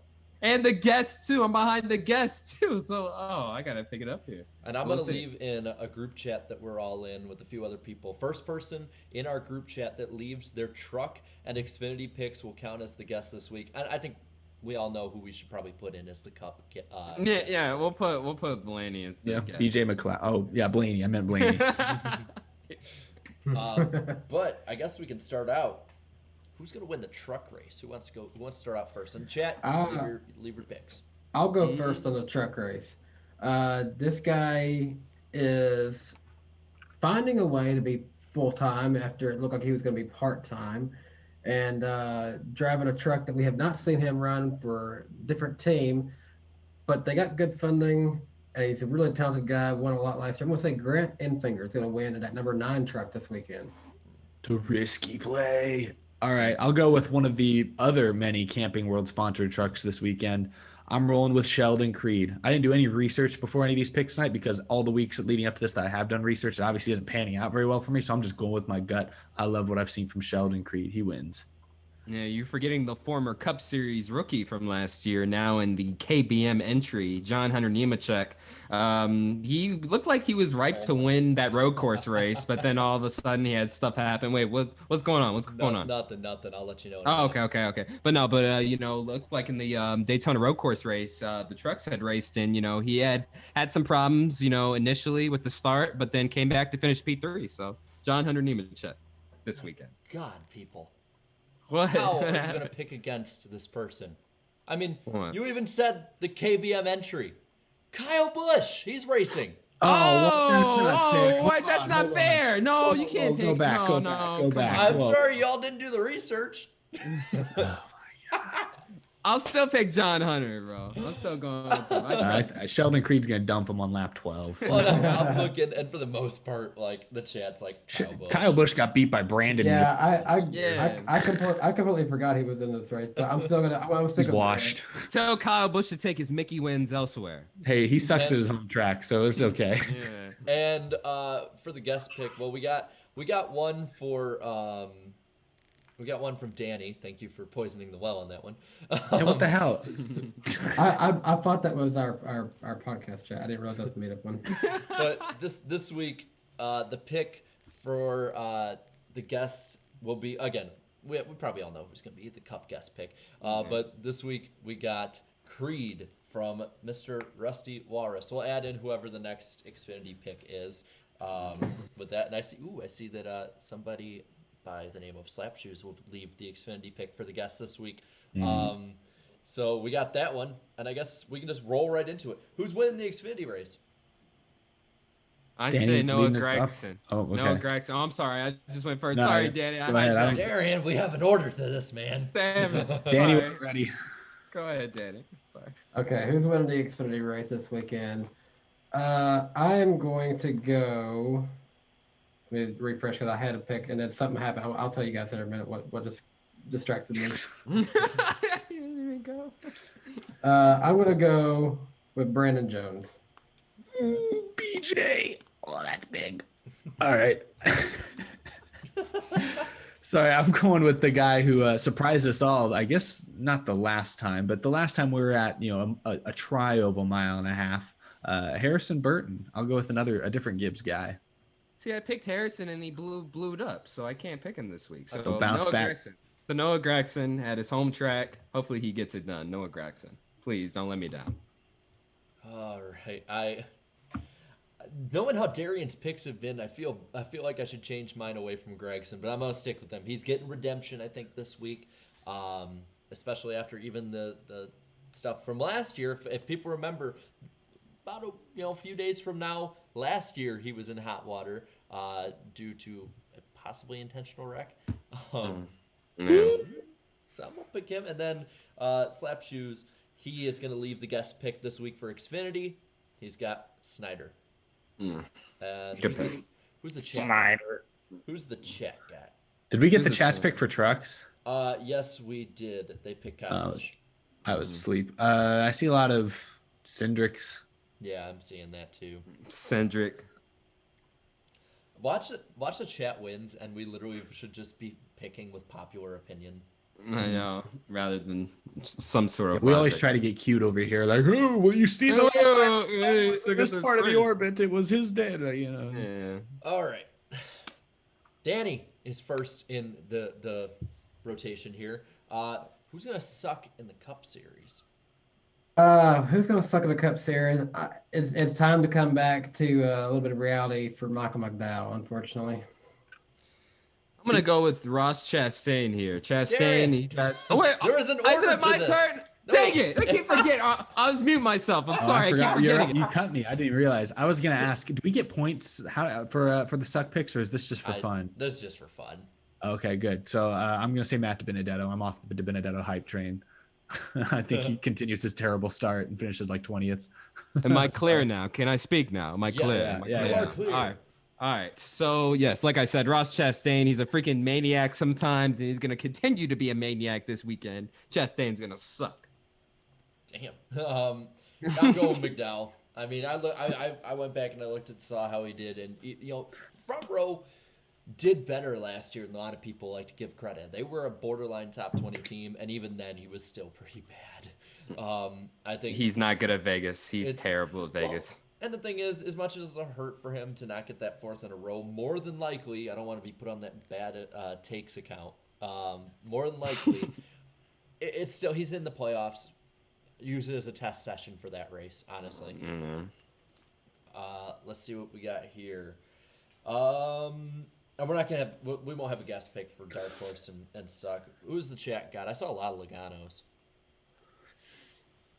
Let's see. Amarola, Kyle Busch, Bubba. See Bubba in here too. Bowman.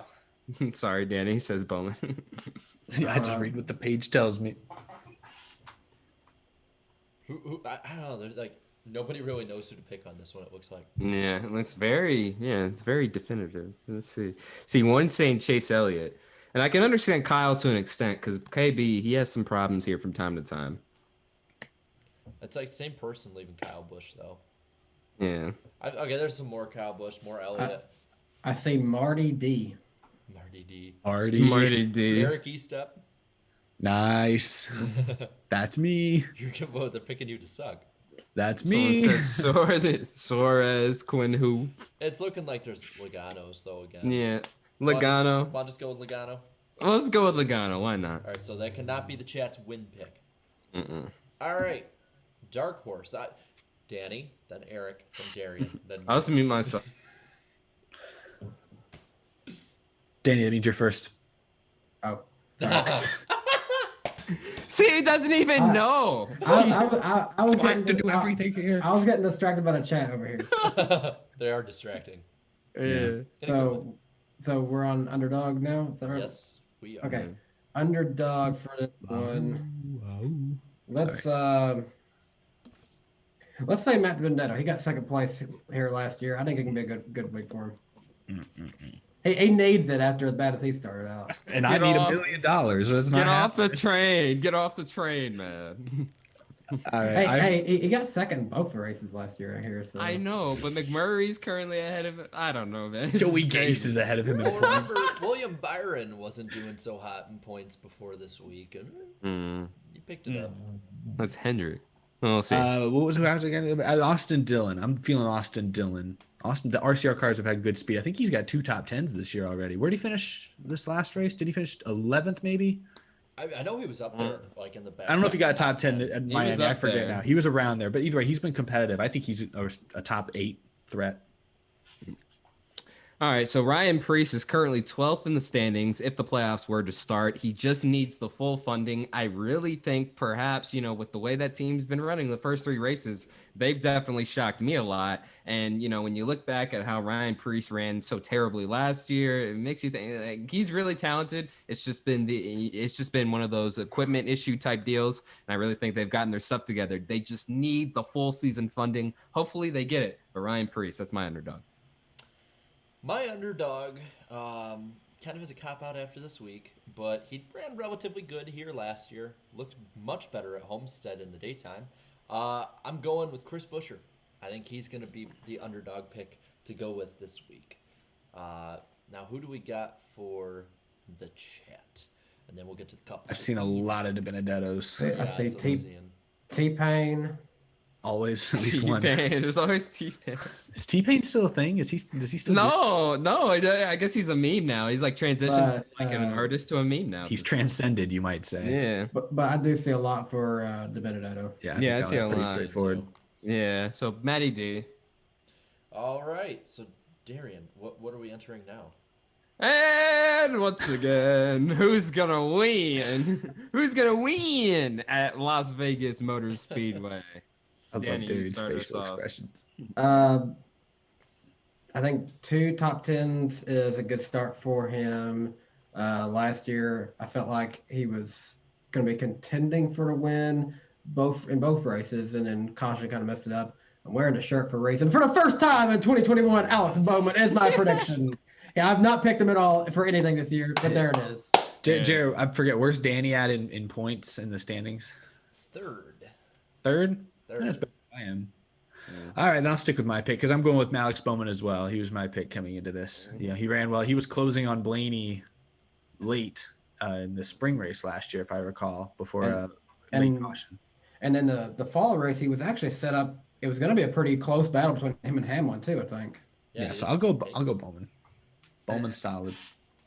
I thought this would be a pretty easy pick, but I mean, judging from last weekend, we don't really know who's going to be the best or not, particularly yet. So it's really kind of interesting.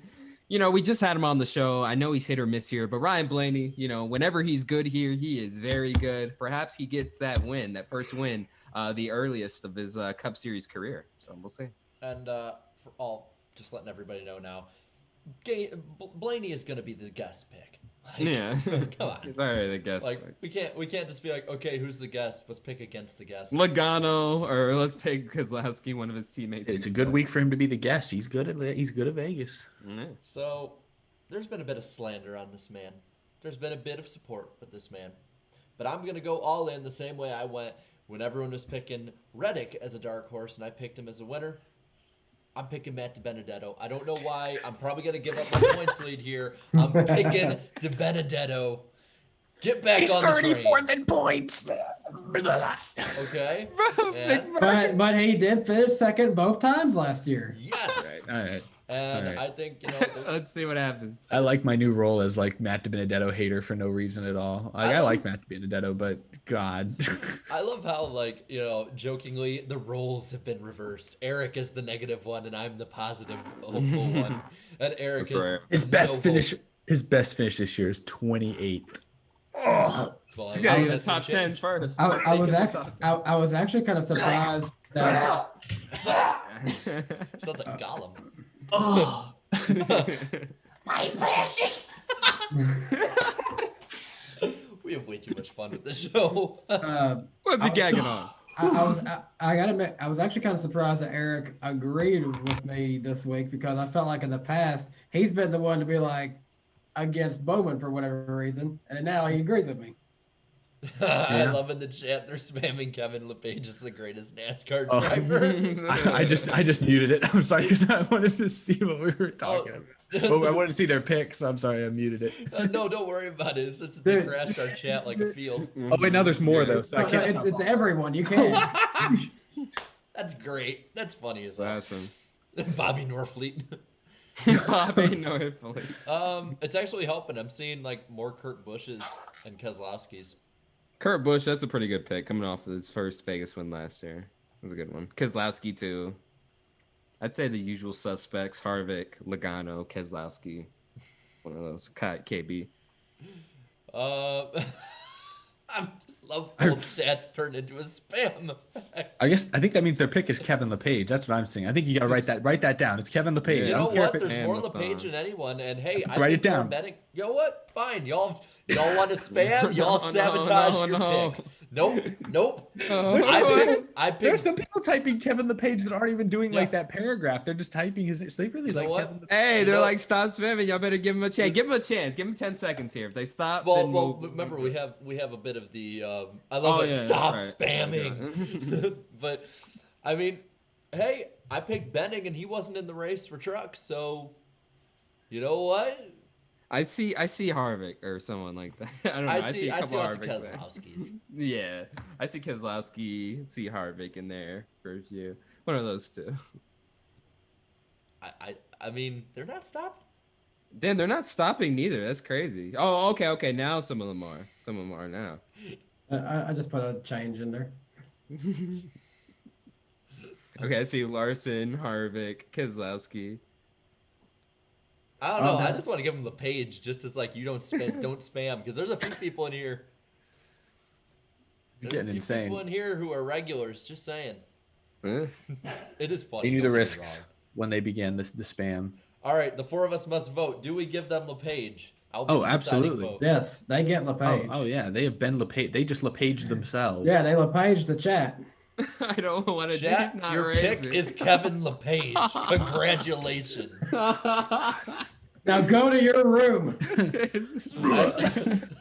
I get to move up. This is crazy. I get to move up the rankings. And Bro, you're 17 points behind him. You're going to need like a miracle. I know, but it's going to help. It's going to help that they pick LePage. Watch at the end of the year, they lose by like 1 point. It's like, man, if we just picked one person. I know. Oh, man. Now you'll learn to behave next week. Yes. All right, well, really quick, let's get this stuff. Let's get the final super chats out of the way, and then we can let you all know where we're going to be next week. We may or may not know where our guest is or who they are. We'll just sort of update you as we go. Yeah, we'll go along with it. All right, I am Gilbert. I'm going to call you Gilbert. Gilbert. By the end of the regular season, watch how many people will be mad that McDowell is in the playoffs when he falls in points. Love all your shows. Well, thank you, man. Thank you. John August. Cup tire limit 7 or 8 to 14, depending on track. I guess so. Cut it in half. Make them cut it in half. Make them treat those tires with the utmost respect and care. Nick for the $5 says Penske will run well at Vegas. Penske places big emphasis on this race. I guarantee y'all. Guarantee that all Penske cars top 5 Trackhouse is outrunning 2311. By the way, interesting. That's a good point. Yeah, I'm impressed with Trackhouse. Really good. Barrett Carpenter, thank you for the $2 super chat. Kenseth is this is about the retirement one. Is Kenseth what? is hard because he keeps unretiring. Okay, I thought it was gonna be something. No, I saw that. I saw that. Just updated. Where'd it go? There it is. Rowdy18 Diecast for $4.99 says, as a Kyle Busch fan, life is pain. As a NASCAR fan, it's been a great season. See, y'all Kyle Busch fans are dramatic, man. He won the Clash. Come on now. Come on, guys. He had one big moment. Man, it just shows how good he's been. Yeah. $2 super chat from Barrett Carpenter. Adam Stern Grand Prix from Kansas. Why Kansas? Right from Kansas? They have a Roval. Yeah. Philip Richards for the $5 super chat says, you guys realize you can now never say anything negative about Pocono because you never know when they might be watching the podcast. I said quite a few. We don't have anything negative to say about Pocono. I think Pocono's beautiful. I think it is amazing that Pocono Raceway is the first track to learn how to actually use YouTube and actually use the chat, because I'm impressed by a slab of concrete can actually do that. It's just some of the racing stuff we'll criticize, but the tracks are. Yeah, if there's stuff we might need to, yeah, we will. We'll go there. We'll go there, but we don't have to do that. We're happy to support. I feel like that joke went over everybody's head. Yeah, I know what you're saying. I know. By the way, we have 456 likes. Let's get to 500 likes by the end of this thing. Come on now, y'all. Alex Tomasek, thank you for the $5 super chat. Says, spin the saucer while Dale calling to close out, please. See, here's the thing. I don't want this mic to blow out, so I want to take care of this one. So I'm gonna actually stand back there when I do the Dale call, but I'll spin the UFO before we're out. Thank you, the Rammers line, for the 2,500 Costa Rican. It says North Wilkesboro will replace Texas. Divine retribution, Mr. Smith. I'm reading that in my head. Good. Canyon voice. Just saying now with the Ed and Eddie one. James Greer for the $2 super chats. Any of y'all fellas heading to the Atlanta race? Maybe in the summer. I'm not sure. Well, we tried last year, but then we had to go home. Also, he says for another $2, Haley Deegan is going to pull out the upset. Maybe. Then he also leaves a $3 one, picking Cindric as his Xfinity pick. A $1 super chat as well. So thank you, man. Thank you. Dustin Thatcher for the $1.99 says Bowman gets the win. So Danny, very, very happy man. And then he said Larson also. I don't know which one that's for, but for another $1.99. So thank you. James also picked for $2. Joey Logano, obviously. Blue Cup for the $1.99 super chat. Leave some popcorn. Dark Horse for James for the $2 super chat will be Tyler Reddick. Derek Fridley leaves $2 super chat. Says Chaco Burr. Kevin LePage's. Blue Jimmy 48 fan says Kevin LePage is the greatest NASCAR driver for $2. Goose Winnipeg says for $1.99 Darian spin the UFO. Well, I'll spin. I saw that. Yeah, I can't really do that, but thank you. Wait, where are you on my screen? You're like up here. Well, on the actual thing, if you'll take your left arm and hold it out, then Jarrett can like spin it for you. Yeah. Nope. Or no, sorry. The other way. I don't know. It says it looks differently on this side. Oh, there we go. That's cool. It's coming into frame now. No. There you go. All right, let's finish these last ones off, and we'll be out of here for the night. JC26 for the $3 super chat. Thank you very much. He says Jesse De La Cruz is my pick for Vegas. And then Tyler Tinsley with the final super chat, unless anyone sneaks in, for $4.99 says my NASCAR Australian accent. He says pick for Vegas. Win Keselowski, Underdog, Almirola, Suck, Stenhouse, Xfinity, Moffitt, Truck, Austin Hill. I hope Moffitt wins in our motorsports car. Our motorsports. So that was a bit of an extra long show, but I think every minute, in my opinion, was worth it. Absolutely. I'm tired. Where are we gonna be next week, Darian? We're gonna be on my channel. I don't know who's gonna be on, but it's gonna be somebody. So we'll get somebody. Yeah. So what if we sell it? Oh man. Wow. That was it. I think that. Is Riley still there? No, he went home. No. He's like, I'm not staying for your whole 2-hour show. I'm like, yeah, I'm like, okay, bye. You got stuff to do. But yeah, thank you everybody for watching. Right until the end here, we had tons of y'all in here, tons of y'all for the interview. We're gonna make sure we're probably gonna text Dylan afterwards and say, yep, it was a hit, and your question was the one that got the most laughs. Man, what a fun night. This was fun. Yeah, even this was a fun show. One last one from Alex Tomasek for the $5 super chat says, I like Danny's new Bowman shirt. So do we. Yeah. Thank you. Oh, we got one more, and then that's it. Bradman called me Blue Cap. Poor guy. Blue Cap, it's a 2 for 2. $1.99. Because I said that. You call him Blue Chip. Or two, yeah, I said chip. Yeah, he said something else. Well, I think let me get this all together here. I think what do you guys think? Think it's Dale call time? It's Dale call time. If they'll finally get him on our show, yeah, call him. Yeah. I want back up to Hopefully here. someday. Maybe What? this will be better. You can't end the stream from there. Yeah, Well, how are you gonna hit the remember- outro? Remember, I gotta run up and spin the. I gotta spin. He's the got to URL. do all that stuff. Okay. Yeah, Okay. he's got to do all that. Freaking trapeze act. Are you ready? Hopefully it doesn't blow Yeah. the mic from here. Ready? Let's do it. Go ahead. And blow it out. And blow it out. Blow it out. Spin the UFO, spin it. Spin it. Hurry up. Crap, sorry. Ah. And turn the outro on. You got 11 seconds. And thank you, James Greer, for the $2 super chat. Says, I love y'all's videos. We appreciate it, man. Oh, And thank you, Dustin, as well. Best paint scheme so far. I like Alex Bowman's, but it's not my favorite. Yes. Any shirt, I like it. Goodbye. bye-bye. Is it off? Is it off? Nope, It's nope. done. It's up now. It's done. Now it's on.